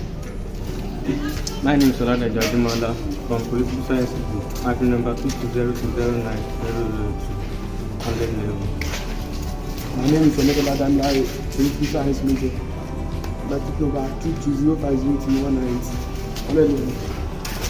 My name is Ogubi Adedotu Victor, Political Science major, matric number 220503210. My name is Aisha Modupe Iyanoluwa from Political Science Edu, matric number 220205. My name is Olumiro Ademola from Political Science Department major, 100 level, matric number 220503060. My name is Ajayi Latif Matthew, 100 level from Political Science major, matric number 220503114. Political Science Edu, matric number 220209009. Okay, after the proper introduction now, I think we now need to move to the main topic while we are here. Okay. Democracy as a form of government. Now we start with what democracy is. To a layman language, democracy is known as the government of the people, by the people, and for the people. But I now stated something that democracy is a government that grants power to the people, enabling them to participate in decision-making processes and enjoy fundamental rights and freedoms. What do I mean by this? In a democratic system, citizens are given the right to enjoy access to some things which is also in their political rights and civil rights. Okay, now I shall be moving from that to one of the reviews here. Okay, I start with the historical development of democracy. When I mean historical development of democracies, this is how democracy started. Okay, I start with point number 1, ancient origin. We are meant to know that Athens democracy finds its roots in ancient Greece, which means democracy started from Greece, particularly in Athens democracy, where citizens had a direct role in governance and decision making. This is where citizens are given the right to make decisions in a state, which makes a state a democratic state. Okay, I move to point number 2, modern evaluation. I stated this as the Enlightenment era played a significant role in shaping modern democracy, which means with influential thinkers like John Locke and Jean-Jacques Rousseau, they stated that democracy is the modern evolution of enlightenment. Number 3, democratic waves. Expansion and retreat. Democracy experienced waves of expansion and retreat throughout history. We were meant to know that the late 19th and 20th centuries witnessed significant democratic progress. Although setback occurred, but we were made to know that they made a big progress in making democracy a form of government. I move to point 4, global spread. We all know that democracy has spread all over. We all know that democracy has really spread. So, contemporary decentralization efforts have gained momentum globally. leading to the establishment of democratic government in numerous countries. Now, I move from the historical development, how democracy started. I'm now going to the theoretical foundation of democracy. When I say theoretical foundation of democracy, what do I mean? I mean the theories that guides and follows democracy. Now, I have number one, the liberal democracy. Liberal, what does liberal mean? Liberty, to have freedom, which means in liberal democracy, individual rights are protected and preserved. Okay, deliberative democracy. This is when we have public reasoning and discuss deliberate issues, highlight the importance of the public issues. Okay, I move to participatory democracy. This is when citizens are allowed to participate in democratic issues. Democratic consolidation. This is when institutional design and political culture and judiciary system, free media, and a culture that upholds democratic values and norms. Okay, and I move from that point, I move to models and variations of democracy. Number one, we have presidential democracy. In presidential democracy, this is a feature of separation of power between the executive, the legislature branches. I move to point number two, parliamentary democracy. Parliamentary democracy establishes a fusion of power with the executive branch being accountable. Number three, direct democracy. This is when citizens are allowed to come to show their interest in decision making. Number four, hybrid democracy. This is an element of democracy model, adapting a local context and norms. Okay, I move from that, I move to strengths of democracy. In this aspect, I shall be talking of 4 points, which is number one, political equality and representation. In democratic system, everyone is equal under the law. Number two, protection of human rights and civil liberties. In democratic system, we have something we call protection of human rights, fundamental human rights, we have something we call fundamental human rights in the law. Number three, this is the weakness and challenges of democracy. Despite how strong democracy is, democracy has its own weakness. It has its own weakness, which is the following. Okay, the following are some of the keys and weaknesses. Number one, tyranny of the majority. Number two, inequality and marginalization. Number three, corruption and political patronage. In every country, we have this thing we call corruption. It is very evident in every country. We have polarization and popularism. We have media manipulation and fake news. We have threat to democratic institutions. Now, I move to the conclusion. Democracy as a form of government offers numerous advantages, as we all know. In a democratic system, we have so many advantages we enjoy. So with all these points now, I think I've been able to convince you and not confuse you to say that democracy is a form of government. Thank you. Adebayo Ade, Miss TV, 11239803 CC, Political Science, the Doctrine of Sovereignty and the Limitation in Nigeria State. My name is Olashikona from MSc, from the Department Law.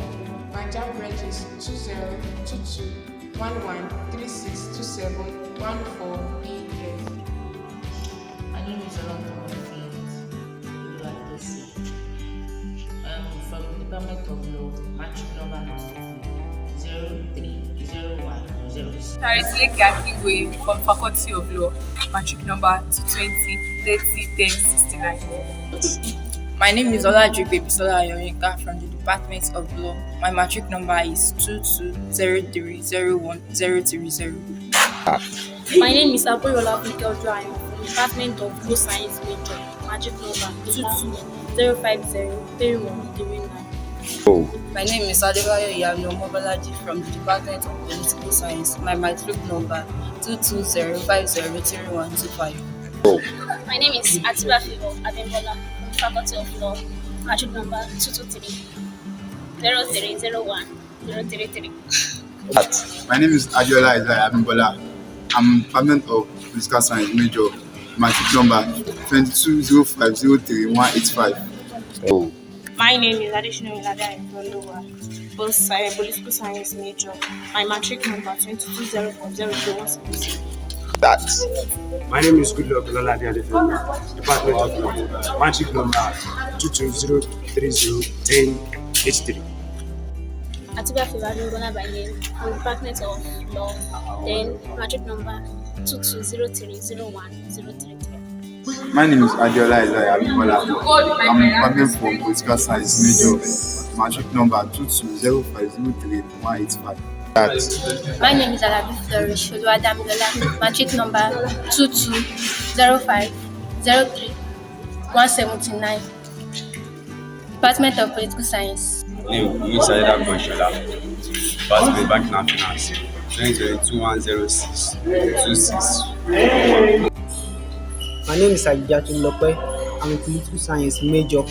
My reg number is 2022-11-49-56-95 Aburiwala Funke by name, matric number 220503139 from the Department of Political Science major. Oh. My name is Additional Ilada Ifeoluwa from the Department of Political Science major. My matric number is 22050317.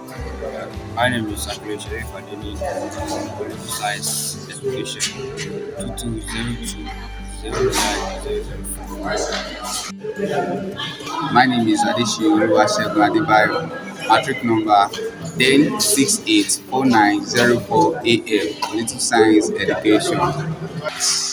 The sovereignty of the state and the limitation in Nigeria state.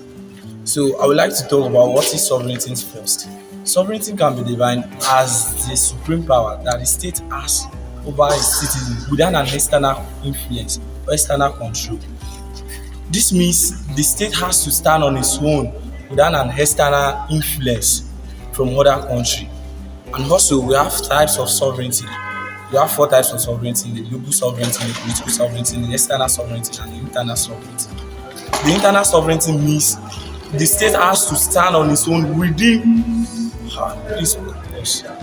Continue. Yeah, we have 4 types of sovereignty. That is the local sovereignty, the political sovereignty, the internal sovereignty, and the external sovereignty. The internal sovereignty means the state has to stand on its own without an external influence. And the external sovereignty means the state may need the help of other country. For example, UNO or OAU can influence in the state if there is any problem arise. And the legal sovereignty means the state needs to go with the abide constitution laid down in the country, which means the country needs to abide with the constitution being laid down in the state. And the last one, which is the legal sovereignty. This means the person that is being appointed to the state needs to work towards the rule and regulation of the country. So let me go to the limitation of the sovereignty. We have 2 types of limitation. We have the internal and the external limitation. The first one is constitution, which means the constitution of the state is being limited. The sovereignty needs to go with the constitution of the state, which means they need to abide with the stuff in the state. They don't need to go to other country. For example, constitution is the lay rule and regulation of this country, so they need to follow the constitution of the country. And the second one is public opinion. This means the public opinion can also change the sovereign of this country. The public opinion, something like a prayer group or the advice of the country, it can probably change what is in the country or the state. We also have the custom and tradition of the people. The custom and tradition of the state of the people means They need to follow the rule and regulation of the state without going to any other thing. Let me quickly go to the external limitation, the international law and organization. This one, every country must abide to the international law and convention. This means they need to abide with the rule and regulation of other states in case if any problem arises. For example, if there is a war in Nigeria right now, the OAU or UNO can come into the state just to settle the disputes going on in the country. We also have the military and technological might to be powerful states. This means if anything is happening in the country, the military can come into the state. For example, maybe Nigeria is having an issue. Let me use this as an example. The other time whereby the Boko Haram are having issue in Nigeria, they come around to help Nigeria with their stuff. And the last one is the prayer group. The prayer group can maybe campaign against the activities of the state. Thank you. Izakim Bomolola Mary, Faculty of Social Science, Department of Political Science major, 100 level. My name is Babatunde Rotolo, Faculty of Social Science, Department of Political Science major, 100 level. My name is Olado Ibebide from the Faculty of Edu, Department of Political Science, 100 level. My name is Aindedola Fanuwa from the Faculty of Education, Political Science, Edu, 100 level. My name is Odisei Oluwaseun from the Department of Political Science Education, Faculty of Education, 100 level. My name is Odisei from the Faculty of Education, Political Science Education, 100 level. My name is Adito Olamilekon from the Faculty of Education, Political Science Education, 100 level. My name is Gladiga Pressure from the Faculty of Social Science, Department of Political Science, 100 level. My name is Akonde Estamidamala from the Department of Political Science, the Faculty of Social Sciences. I am representing Group 28 the topic Politics and Authoritarian of Scarce Value by David Easton. So firstly, I would like to define all this and give it a detailed illustration. According to David Easton, he defined it as the allocation of scarce value in such a way that politics involve and determine how benefits, resources and responsibilities are being distributed among the people in the society. And resources allocation, this is the process whereby the government will make a way that the resources are allocated in the right way, resources are allocated in the proper way for the benefit of the people.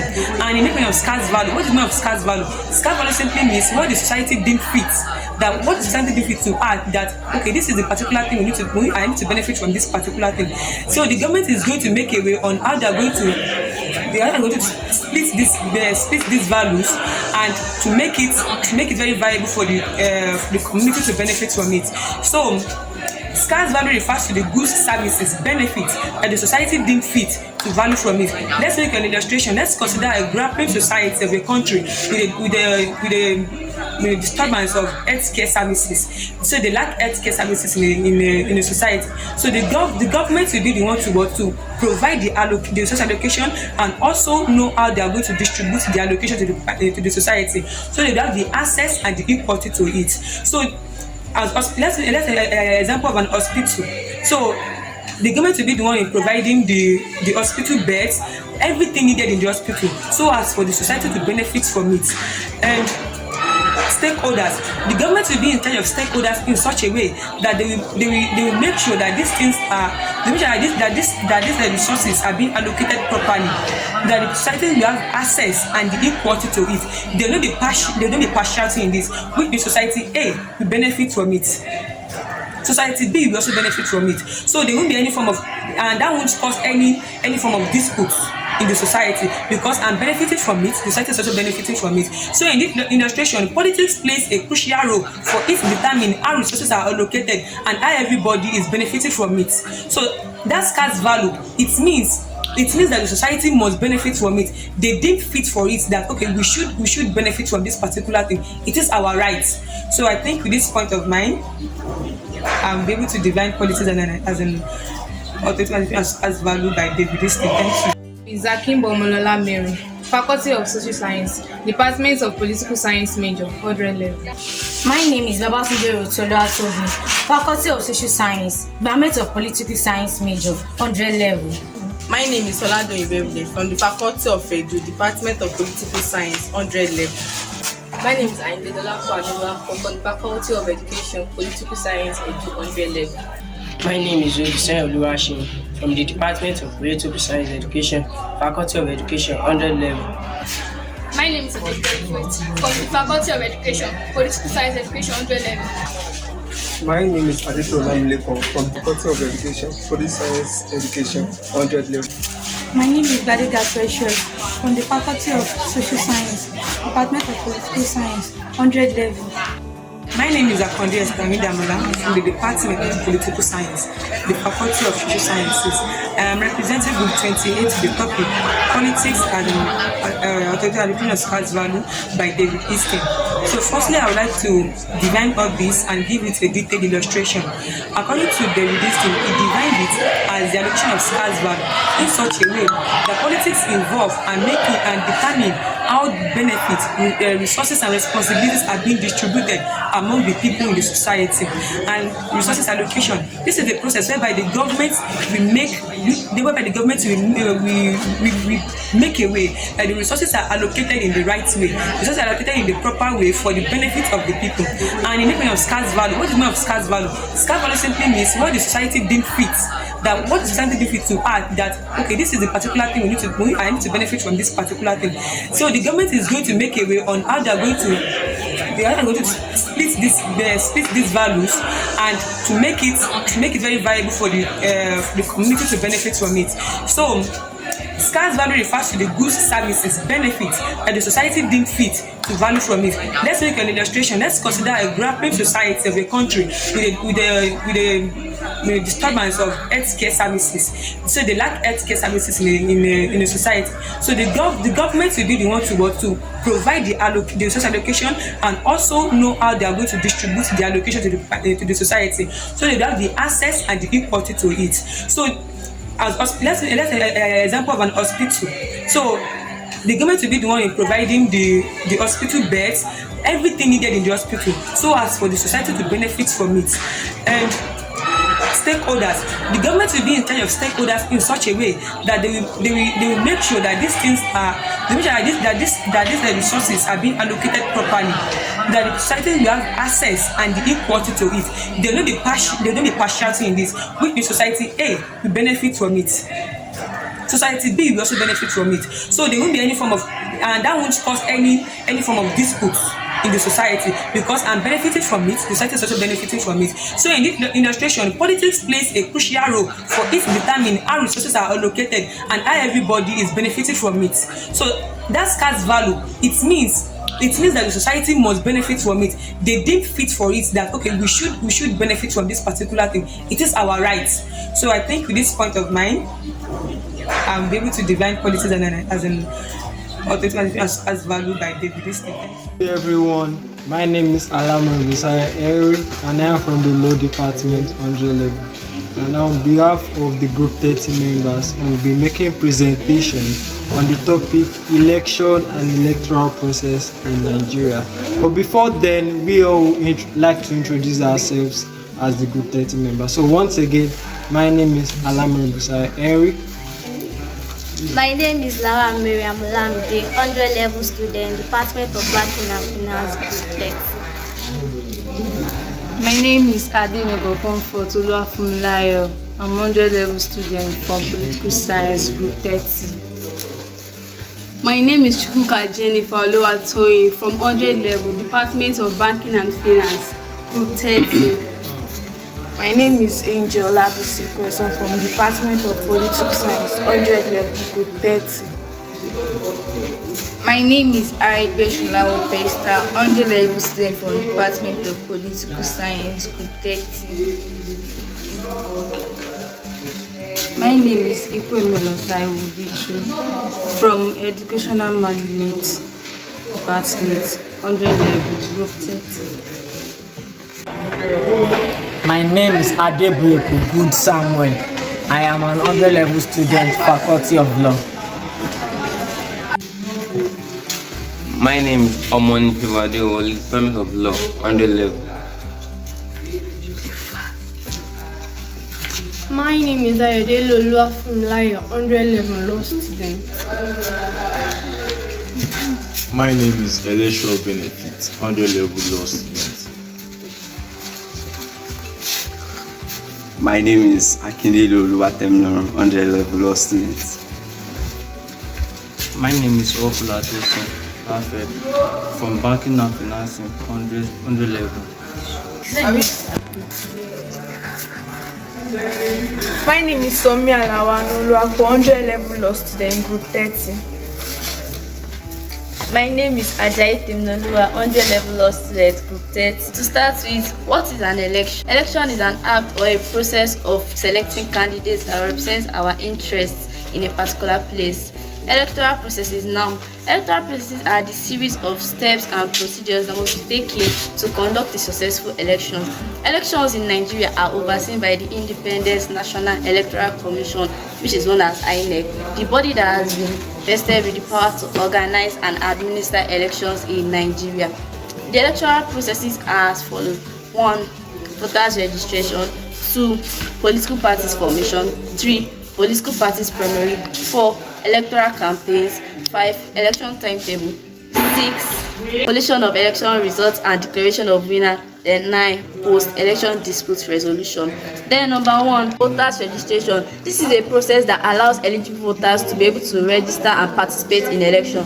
During this process, the permanent voters cards are collected, which is known as PVC, as proof of registration. The second process, which is known as the political parties formation. Political parties are basically known as organized group of people who share similar views, interests, and values, and their sole aim is to win elections. Political parties play a very important role in electoral processes, and forming a political party will mean meeting certain requirements like 1. Having a nationwide spread. 2. Having at least 24 branches in the whole of Nigeria, and etc. Examples of political parties in Nigeria are Labour Party, APC, PDP, etc. The third process, which is parties primaries. Parties must always conduct primary elections in Nigeria to select their candidates. It can be done through direct voting or through appointment, and the sole aim of this is just to enable party members to choose their flag bearer in general elections. The fourth process, which is known as the electoral campaign.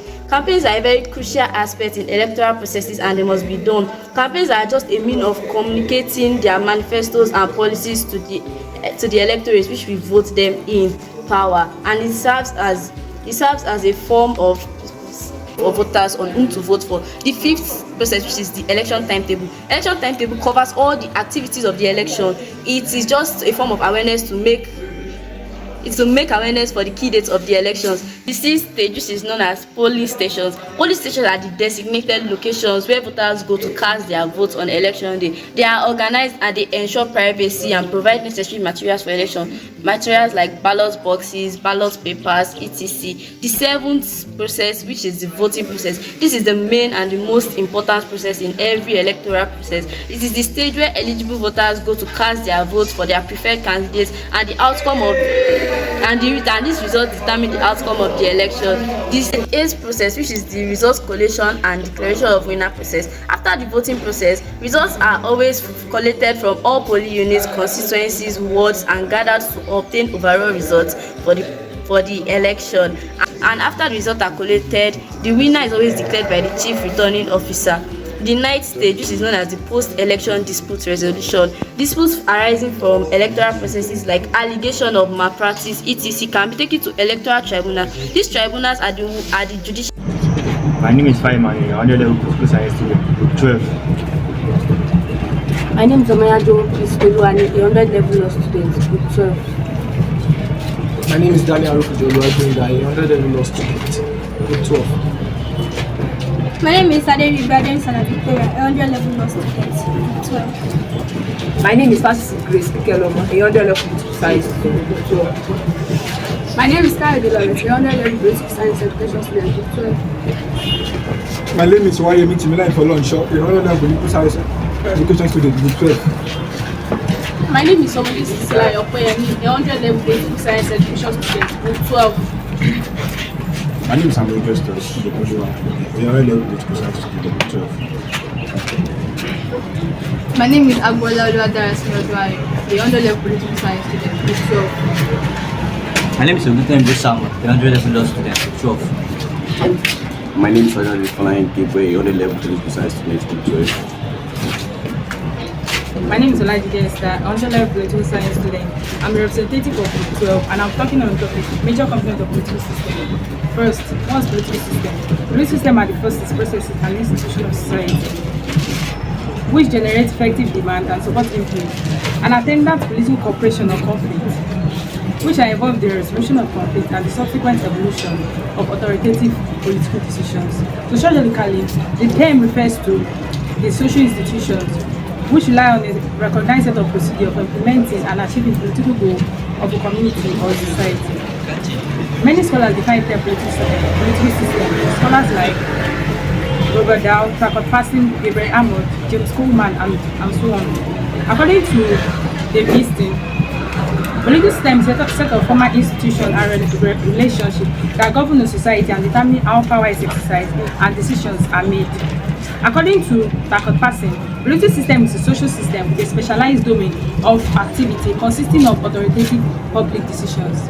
Major components of political system include political institution, political elite, political culture, and masses. 1. Political institution. Political institutions are one of the major components of political system, and they serve to structure and regulate the distribution of power, promote transparency and accountability, and provide mechanisms for citizen participation. Political institutions refer to formal structures and procedures that regulate and enforce the exercise of power in society. Political institutions include the legislature, the executive, the judicial branch, and as well as other organizations such as political party, the media, and the interest group. 2. Political elite or ideologies. Political elite refers to a select group of individuals who hold significant power, influence, and decision-making capability in a society. Typically, they belong to the ruling class and can include individuals such as elected officials, wealthy business leaders, top military personnel, and members of influential social groups. They may create laws and policies that favor themselves and their associates while disregarding the needs and opinion of ordinary citizens or masses. Furthermore, political elites tend to come from privileged backgrounds, which often give them an advantage in attaining positions of power. 3. Masses. According to the Encounter Microsoft Dictionary of 2008, masses is defined as a body of matter that form a whole but has no definable shape. Therefore, the downtrodden ordinary citizen who are pliable to manipulation by the elites in the society could be defined as the masses. The masses do influence policy because it is the masses that the elites must control if they are to remain in power, and it is the masses that must mobilize if the elites are to achieve their goals. The more the masses are deeply committed to the political system, the more stable the regime is likely to be, and the less committed the masses, the less stable the political system is likely to be. 4. Political culture. Political culture can be defined as the collective values, beliefs, attitudes, and behaviors that shape the way people perceive and participate in the political system of a country or a society. It's a crucial aspect of political system as it shapes the expectations of citizens and informs the norms and practice of political actors. Citizens in this society are more likely to value stability and order over individual rights and freedom. It's important to note that the political culture is not static and can evolve and change over time in response to changing circumstances. Political culture is one of the important and major components of political system. Thank you. My name is Yusuf Favor Ariola from the Faculty of Law 100 level, Group 21. My name is Olajide David Shegun, student of Political Science 100 level. My name is Alonge Ojo Steven, student of Political Science 100 level. My name is Bulwat Falabeni David, student of Banking and Finance 100 level. Thank you. I'm Mabel Bisola Dimay, Political Science student 100 level. My name is Tola Deifoluwa Mary, 100 level student, Political Science. My name is Oluwale Oluwasetonyi Bisola, 100 level law student. My name is Peter Akemolo, 100 level law student. My name is Idris Samuel from the Department of Political Science. Department of Political Science, 100 level. My name is Jageda Angela Oluwa. I'm a 100 level law student.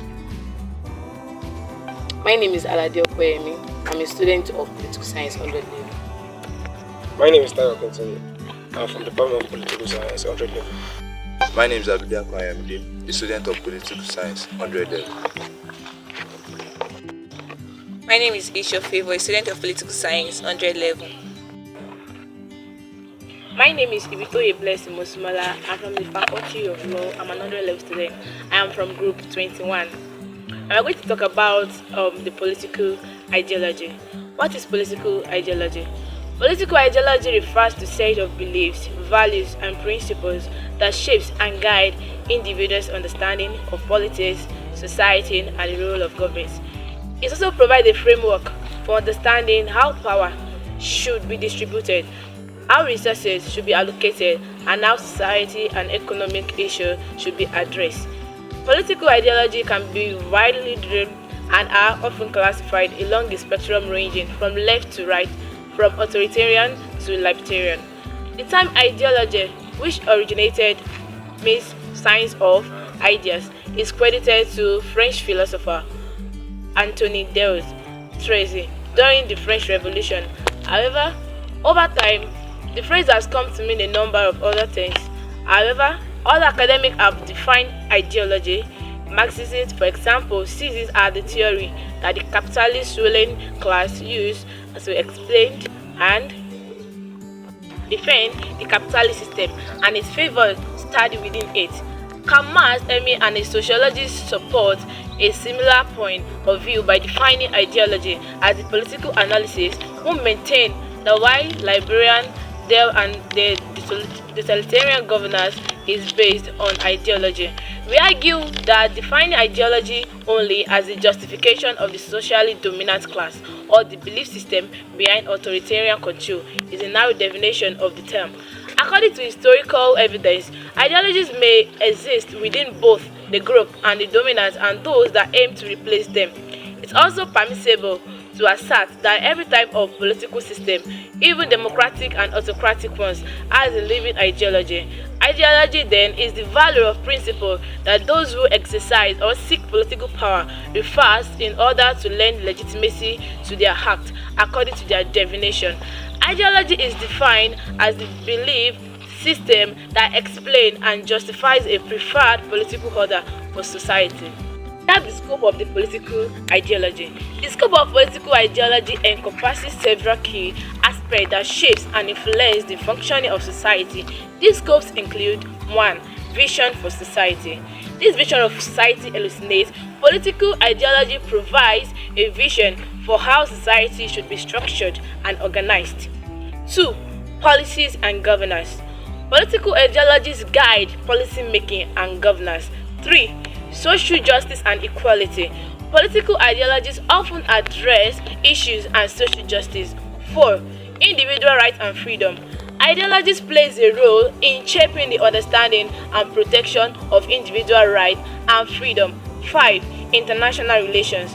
Political ideologies also have the implication for international relations. We have 6. Identity and culture. Political ideologies can interest with identity and cultural factors. We have social movement also and activism. Political ideologies often inspire social movement and activism. They provide a framework for mobilizing and organizing people around and share the values and goals.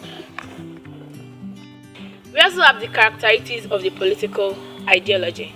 How can ideology be distinguished from other types of political doctrines, programs, and ideas that have been equally impact on political behavior?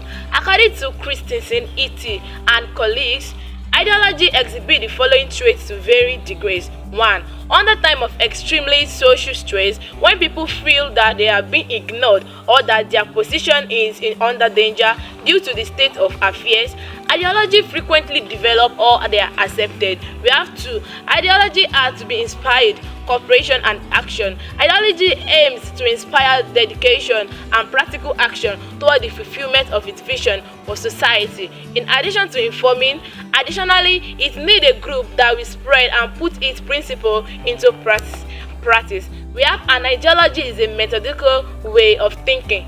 Each ideology is made up of a set of logical connected beliefs that provide a future outlook as well as an explanation of the world and it is as today. Ideology is abstract because it is merely a model based on preparation of reality and reductism because it frequently offers simplified explanation and fixes. It frequently has its own laws of development integrated around particular premises. Ideology on the left, center, and right frequently specific people, group, parties, or nation are referred to as leftists, centrists, or rightists. We may recall it as regarded as during the Soviet Democratic Transition Program under General Babangida, the government founded two parties and declared that one was a little bit to the left and the other was a little bit of right of the center. What does that term mean? Depending on the view. The despots were distributed. The radical anti-royalists sat to the speaker right, while the conservative who backed the monarchy and opposed any reduction of the power to the king and the privilege of the aristocracy. To his left, the liberal moderates and those who supported liberty are equally sat. The French Parliament and other legislative bodies throughout the world have continued to employ this sitting configuration. Opposition parties are seated to the speaker left while the ruling party and its cabinet member are seated to the speaker's right. It is usually understood that ideology to the left favors more egalitarian distribution of wealth, status and power within a society, while ideologies to the right advocate elitist arrangement. However, it should be noted that the distinction among the left, right, and center of the ideological continuum are not shaped in practice. An ideology usually shares some values and assumptions with others in its immediate left or right. Talking about the common political ideologies as a subtopic under the political ideology. 1. Liberalism. Liberalism emphasizes individual freedom, equality, and the protection of civil rights and liberties. 2. Conservatism.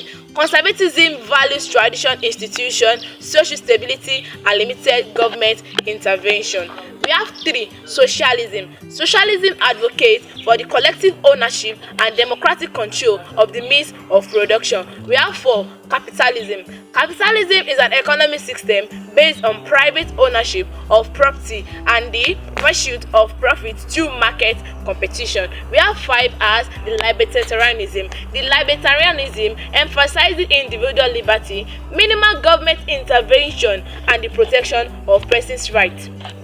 We have the number 6 as the authoritarianism. The authoritarianism supports strong center authority and control, often characterized by lack of political freedom and limited civil liberties. The solution to the political ideology constraint as a subtopic under the political ideology goes to us. 1. Pragmatism and compromise. Recognizing the practical limitations and complexity of implementation ideology vision, adopting a pragmatic approach can involve compromise and incidental centers towards desired goals. We have 2. Inclusive and dialogue, and 3 as adaptation and evolution. We have 4 as coalition building and collaboration. We have, and the last one is evidence-based policies. According to our own understanding in Group 21, we have briefly explained the political ideology, the characteristics, the solution, and the scope of political ideology. Thank you. My name is Oyem Gift Pius from Department of Political Science Education, 100 level, Group 19. My name is Owosheni Kumiti from Department of Political Science Education, Group 19 already. My name is Oladujoye Abigail Okpeyemi from the Department of Political Science Education, 100 level, Group 19. My name is Olodamilare Ellington Chokwe, Political Science Education, Group 19, 100 level. My name is Adibali Blessing from the Department of Banking and Finance, 100 level, Group 19. My name is Adeleke Mukolo Mongolanle from the Department of Political Science Education, 100 level, Group 19. My name is Olafia Kumama Mbukesu from the Department of Political Science, 100 level, Group 19. My name is Olajuwon Precious from the Department of Banking and Finance, Group 19. My name is Busari Jemila Domobolaji from the Department of Political Science Education, 1900 level. My name is Timothy Ayomide from the Department of Political Science Major, 19. My name is Olo Stella, Department of Banking and Finance, Group 1900 level. My name is Adele Notaiwo Elizabeth from the Department of Banking and Finance, 100 level, Group 19. My name is Adebowale Isaac, Department of Political Science Major, 100 level. So we are here to discuss about the electoral system and processing in Nigeria. First, what is election? Election is an act of selecting or choosing a person that will represent the people of a country in the parliament or in the position of government. Then this election is also known as a contest competing between two political parties for the power, and as the election can come in form of direct or indirect. So this direct election is a method in which the citizens of a state who are qualified to vote by casting their vote for a person to represent them in government position, while indirect is a method in which the citizens of the state choose their representative through the election in the electoral college by the constitution of election. Now this electoral system is a processing and procedure taken in choosing or selecting person that will represent a citizen of a particular country in the parliament or any government position. An electoral system is also a set of rules and procedure that determines how elections are conducted and how representatives are chosen in a political system. This purpose of an electoral system is to translate the preference of voters into a representative outcome, ensuring the democratic selection of leaders and the fair distribution of power. Then when we are talking about electoral processing in Nigeria, this electoral processing in Nigeria refers to the procedure and mechanism involved in conducting election in the country. Nigeria follows the democratic system of government, and its electoral process aims to ensure free, fair, and credible election. Some of the components of the electoral processing are: 1. The electoral management body. This electoral management body are the INEC, that's the Independent Electoral Commission. This Independent Electoral Commission is the primary body responsible for organizing, conducting, and supervising election in Nigeria. Then 2, we have the voter registration. Voters registration. This is a prior to election. Eligible Nigerian citizens are required to register for voters card, which is the PVC, permanent voters cards. Then number 3, we have the political parties. Political parties play a significant role in Nigeria electoral process. They are responsible for nominating candidates who are going to contest in a various system of election in Nigeria, and so on. Nigeria has an electoral system of government that consists of the central government and the 36 states. The country electoral system is overseen by the INEC, which is the Independent Electoral Commission. My name is Befo Jola Yomiku. I'm in 100 level law department and I'm in group 18. My name is Esho Eniola Victor. I'm in 100 level law department and I'm in group 18. My name is Ashira Dela Victoria. I'm from political science major, 100 level, group 18. I am Akiton Jigiola, 100 level law department, and I'm in group 18. Esho Eniola Victor. I'm in 100 level law department. I'm in group 18. My name is Ogunisa Amide. I'm in 100 level from political science education. I'm in group 18. My name is Akinwa Oluwatimila in greatness. I'm in 100 level law department. I'm in group 18. My name is Akinwa Abdulwatfe Favorite. I'm in 100 level law department. I'm in group 18. My name is Olafisoyi ADEKUNLE Emmanuel. I'm another level law department student and I'm in group 18. My name is Odokumalu. I'm in 100 level faculty of law. I'm in group 18. My name is Omoni Okwemiko Faith, and I'm an 100 level student from the Department of Law. I'm in group 8. My name is Dolapo Akintoye Oke. I'm in 100 level political science from group 18. My name is Additional Victoria from political science education. I'm in 100 level. I'm from group 18. My name is Oguti Clinton Ayomide from the Department of Political Science major. I'm in 100 level, group 18. My name is AJASIN from the Department of Political Science, 100 level, group 18. My name is Olabode Deborah Imisiolua, Political Science 100 level, group 18. My name is ADEKUNLE from Political Science Education Department. I am from group 20. My name is Bangbade Henry Damilola from Political Science Education 100 level, group 18. My name is Ogwenson Anna Olaito, a 100 level law student, presenting for group 18 of post 103 on the topic pressure group. Before we delve into the meaning of pressure group, I would like to talk about what group means. Group is a natural phenomenon of human existence. It is an association of people with common interests. The type of group I would like to talk about is the pressure group. The issue of pressure group can be dated back to the medieval period in Europe, when craftsmen and merchants got together to form trade rights to advocate and support the interests of their members. Pressure groups can be dated back in Nigeria to when West African Student Union was formed. What is pressure group now? According to Quorum, pressure groups are sometimes called special interest group, lobbying group, or advocacy group. These are groups that seek to sway government elected officials and their policies. We have several types of pressure groups. One of them is the religious pressure groups. This is a type of pressure groups in which people of the same religion come together to influence governmental policies in favor of their religion. Example of this is Muslim Youth Organization, MYO, Christian Youth Organization, CYO, Christian Association of Nigeria, etc. Another pressure group is the economic pressure group.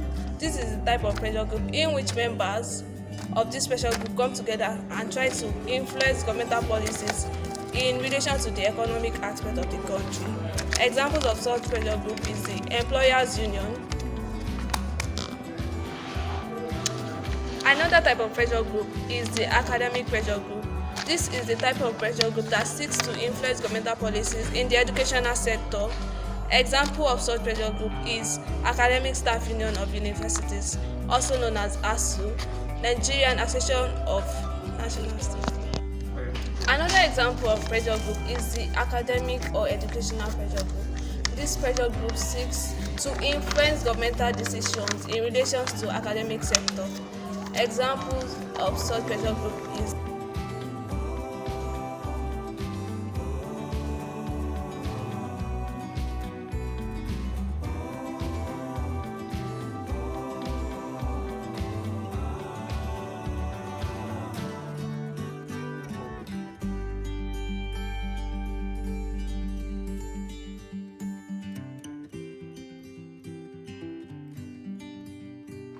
Next is techniques by which pressure groups achieve their goals. One of the techniques is lobbying. Number 2 is protest letters. Number 3 is boycotts and strikes. Number 4 is negotiation. There are factors that aid pressure groups. One of them is environment of political system. Another one is leadership. Another one is degree of unity among its members. Another one is size and nature of organization. Advantages of pressure group. One of the advantages of pressure group is representation of interest. Pressure group represent the interests of their members. Another advantage is influence on policy making. They influence governmental policies. Another advantage is accountability. They try to make the government accountable to the people at the grassroots level. Disadvantages of pressure group: unequal representation. Pressure group may not always represent the interests of their members every time. Another disadvantage is lack of accountability. While pressure group may try to hold the government accountable, they themselves will not be accountable and transparent to their members. In conclusion, it is important to note that the advantages and disadvantages of pressure group may vary on the specific context, nature of group, and the issues addressed. Thank you. My name is Dr. Tibiayamide from the Department of Law. My name is ADEKUNLE from the Department of Law. My name is Olukoya from the Department of Law. My name is ADEKUNLE from the Department of Law. My name is Bonita from the Department of Law. My name is AJASIN from the Department of Law. My name is Uchiweke from the Department of Law. My name is AKINOLA from the Department of Law. My name is Amir Mujere from the Department of Law. My name is AJASIN from the Department of Banking and Finance. My name is Maria from the Department of Education and Management. My name is Badman from the Department of Banking and Finance. My name is from the Department of Banking and Finance. My name is Bello Esolo from the Department of Political Science. My name is Balu from the Department of Political Science. My name is Meka Blanca from the Department of Law. My name is Ajibola Oluwadamilola from the Department of Law, and I'll be presenting on Constitution and Constitutionalism on behalf of Group 31. Firstly, what is Constitution? A Constitution is a body of rules and principles that determine the powers of the government and guarantee fundamental human rights for the citizens of the state. Now, what are the sources of Constitution? The basic source of Constitution is the customs and traditions of the society. The customs and tradition of the society indirectly influences the formation of legal systems. We also have the conventions. They are agreements based on common consent. The acts of the parliament which is also known as the legislature. They are the body, they are the arm of government, empowered with the body with the power to make laws. We also have judicial president and military degree. Moving on, we have the features of Constitution. The first feature of the Constitution is the preamble. This is the introduction of the Constitution, showing the purpose and goals of the document. We have the fundamental rights. The Constitution guarantees fundamental rights and freedoms to all citizens.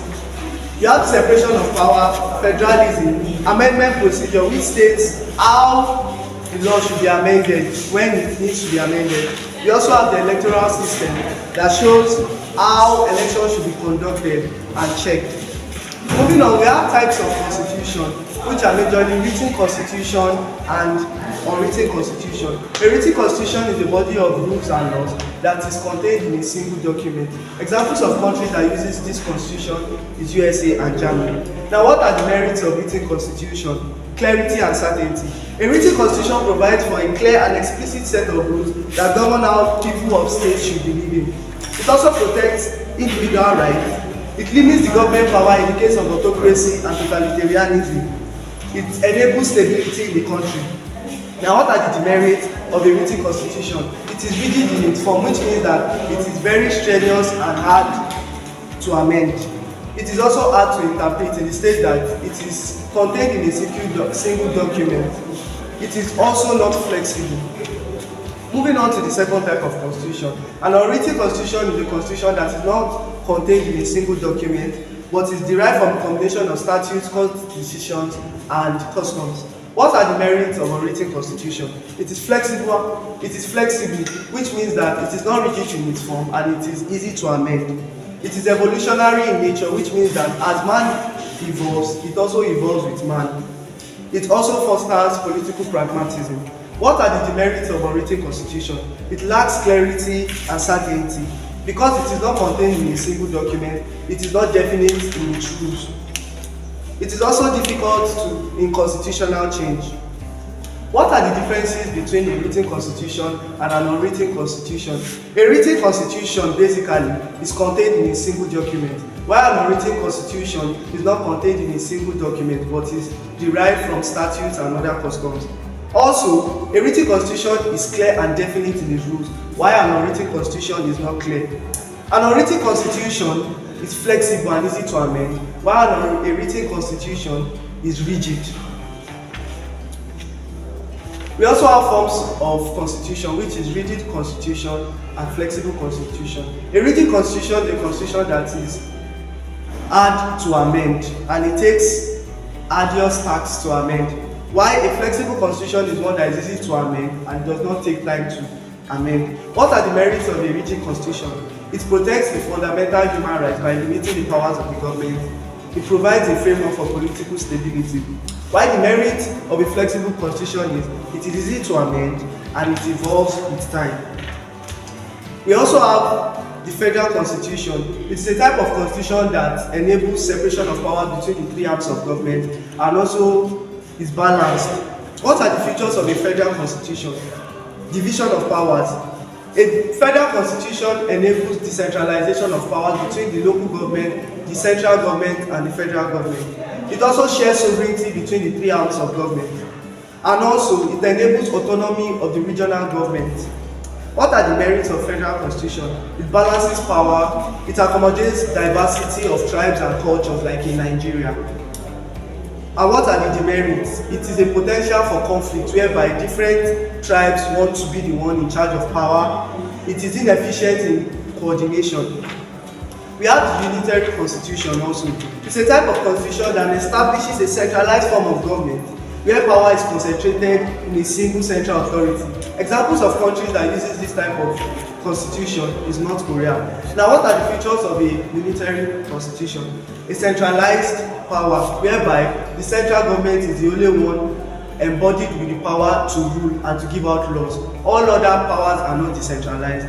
It is also having a single sovereign, which is either the head of state or the president.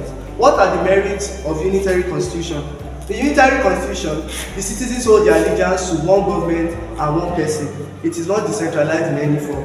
Unitary government is also good for countries that are geographically small in size, and it is easier to operate because it doesn't require a lot of funds. What are the demerits of unitary constitution? Since all powers are concentrated, it fosters totalitarianism, or rather autocracy. It also has a tendency to be dictatorial, like I earlier said, and there's hardly room for experiment because power is not decentralized and only one person is bringing out laws for the country. Lastly, we have constitutionalism. Constitutionalism is based on the belief that the powers of the various organs of government should be defined and regulated by the constitution. This simply means that the powers of the government, the behavior of the people, and how the people should live in a particular state should be defined by the constitution and should also be regulated and sanctioned by the constitution. Now, what is the relationship between constitution and constitutionalism? The constitution is the fundamental legal document that establishes the framework and principles of the country, while constitutionalism refers to adherence and compliance to the constitutional principles such as the rule of law, the separation of powers, and the protection of individual rights and liberties. Constitutionalism refers to the commitment of the society to the constitution. The constitution is the embodiment of constitutionalism, and it's the foundation which constitutionalism is built. And without a constitution, there is no constitutionalism. Thank you. From the Department of Political Science, Major, 100 students. I'm representing Group 16. Thank you. My name is Solomon Emmanuel from Political Science Department. Thank you. My name is AJASIN from Faculty of Law. My name is ADEKUNLE from Political Science Department. Thank you. My name is Victoria Stokoyemi from the Department of Political Science. Major. Thank you. My name is ADEKUNLE from the Department of Political Science. Thank you.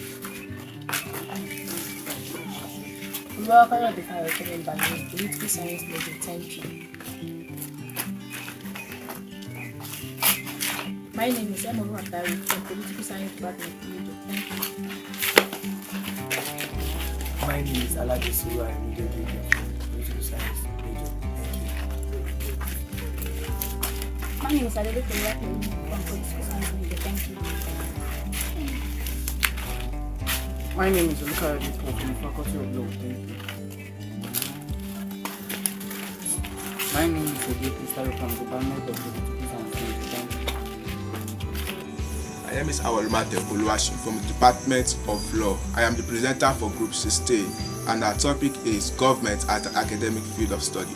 Government is a term gotten from a Greek word gubernatorium and a Latin word gubernia, which deals with an agency of the state through which the will of the state is formulated, expressed, and attained. A government is a system to govern a community. Government also means by which an organizational policy are enforced as well as the mechanism for determining policies. Government is a political system by which a country or a community is administered. Government also has to affect all the aspects of life. Nigeria and the citizens of many other countries are often unaware of the pervasiveness of government in their everyday life, and many are unsure precisely what government does. Government have been defined according to Apodoria in 1975 in 3 different ways. Government as an institution of the state, government as the art or process of governing, and government as an academic field of study. Government as an academic field of study is a vast subject encompassing of political institutions and theories. There are several sub-disciplines in the field, which include public administration, international relations, political theory, political economy, and a comparative politics. The study of government is also called political science. It is important because it allows students to understand their role in the system and to understand the way in which government operates. In addition, the comparative study of government allows us to understand how our government is different from others and what makes government effective and ineffective in different contexts. Government is a mechanism through which people are rules. It allows for civil order by creating and protecting citizens. In order to ensure this order, government enforces law and creates agencies for the enforcement and punishment for breaking the law. The government can also be studied in many forms. One can compare a government such as comparing democracy and dictatorship, and one can also study issues such as healthcare and campaign reform. One can also study why a candidate prevails over another, or why a dictatorship style is allowed to rule over a country successfully. Defining government as an academic study requires multiple descriptions depending on what type of education is being taught: middle school, high school, undergraduate, or graduate level. The school and content being taught will vary significantly. However, regardless of what is being taught, government as an academic field of study will always include the country, state, its citizens, manages of finances, work of people, look to grow, enforce the law, provide foundation for business, control borders, elect officials, settle disputes, and many other actions. Whether the government looks to the political side of things, such as electing mayors, governor, president, or look at the government takes, spending tax money, healthcare, etc. Every individual needs to know the importance and the role government plays within a country and a community. As a field of study, government employs many aspects of human condition. It examines the notion of freedom, liberty, justice, as well as how individuals interact with each other within the states and when their interests are at stake. The political theory is another branch of the government from a conceptual point of view. It seeks to analyze how different thinkers achieve the government in a theoretical point of view and contrast this different understanding.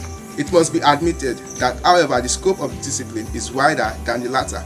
In the main, a student of politics or government would likely offer courses in the following field during his course of study. Number 1, the study of constitution. Government is closely associated with the study of constitution. Government deals with the study of various institutions which men have set up to realize their common goal and their institutions are controlled. It is also concerned with the individual selected or elected to control this institution. The method for controlling this institution are embodied in the Constitution.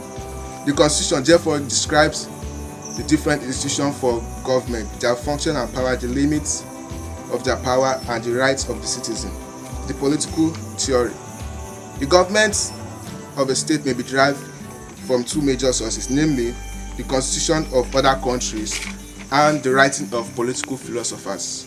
The theory is based on the writing of political philosophers such as Plato, Aristotle, John Locke, Thomas Hobbes, and so on. Political theories is a body of doctrine dealing with the nature of man as well as the origin, form, behavior, purpose of the state, such as most of these doctrines are based and observed, while other are essentially speculated.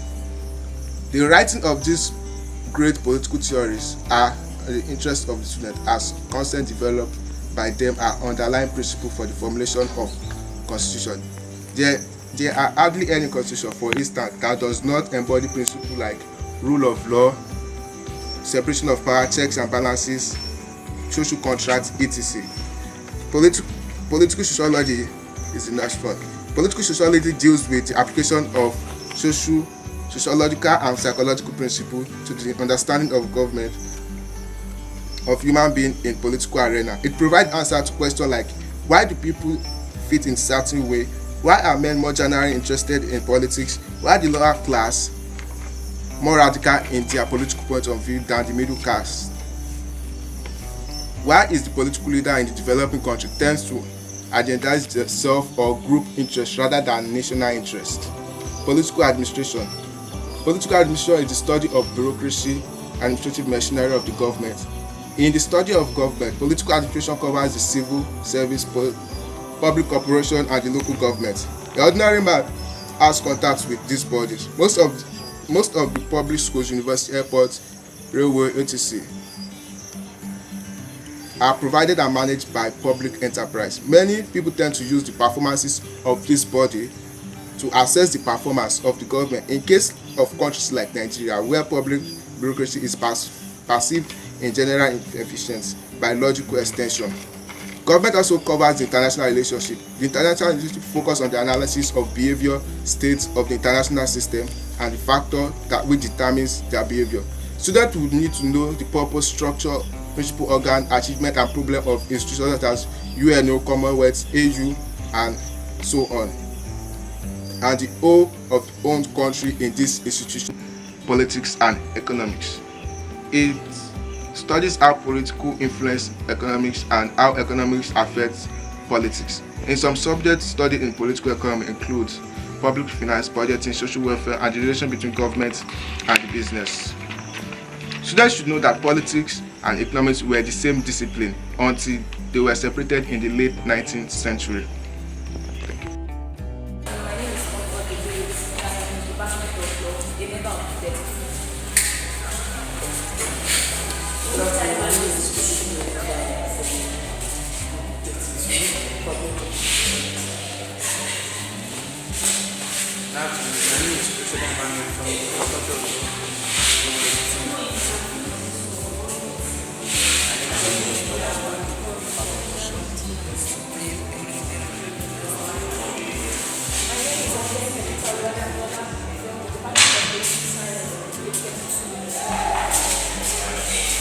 My name is ADEKUNLE from Department of Law, member of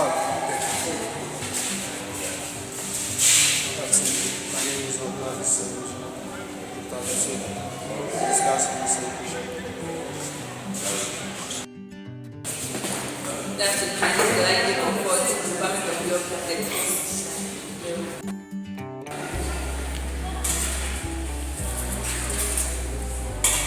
Good afternoon. My name is from the Department of Law. I'll be speaking on rights to life. Before I get into this topic, first, what is our right? Our rights include our entitlement to certain things. What is life? Our lives include our existence or ability to live. Therefore, our right to life is our entitlement to live free without our life being controlled or our existence. According to Section 33 of the 1999 Constitution, as amended in 1999, every individual has a right to life, and no individual shall be deprived of his or her right to life intentionally, except through a concession whereby an individual has been proven guilty by the courts. In order to explain how fundamental our rights to life is, Section 327 of the Criminal Code Act also explains that every individual who attempts to take his or her own life is guilty of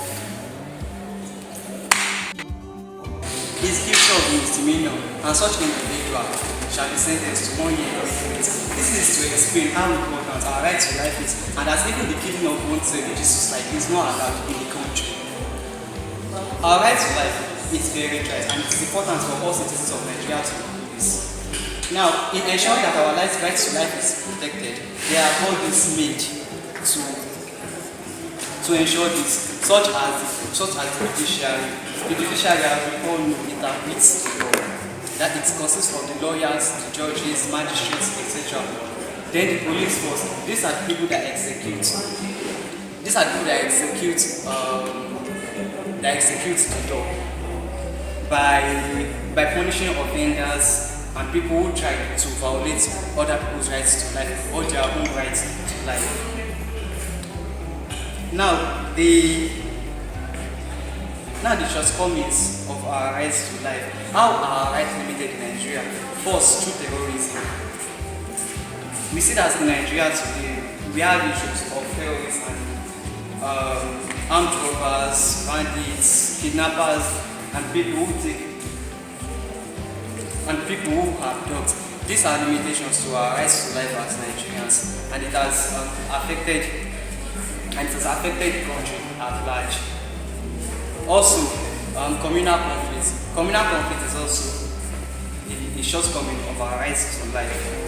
A situation whereby clashes happen amongst people or members of the community or riots, we see that people tend to arm themselves, injure themselves, and do other things that are detrimental to people. Now, how are our rights limited? Although we all have our rights to life and freedom to live, but our rights are actually limited. Now, I would like to discuss about how our rights are limited. Number one, true murder of another person. If any individual commits murder, such individual shall be taken to court and sentenced to life imprisonment. This is one way individuals' rights are limited. Also, secondly, poses a threat to the state or the society at large. Such individual too may be arrested or sentenced to imprisonment in order to save the society at large. Thirdly, treasonable felonies. We see the case of Awolowo and Federal Minister of Internal Affairs, where Awolowo was sentenced to life imprisonment due to treasonable felony.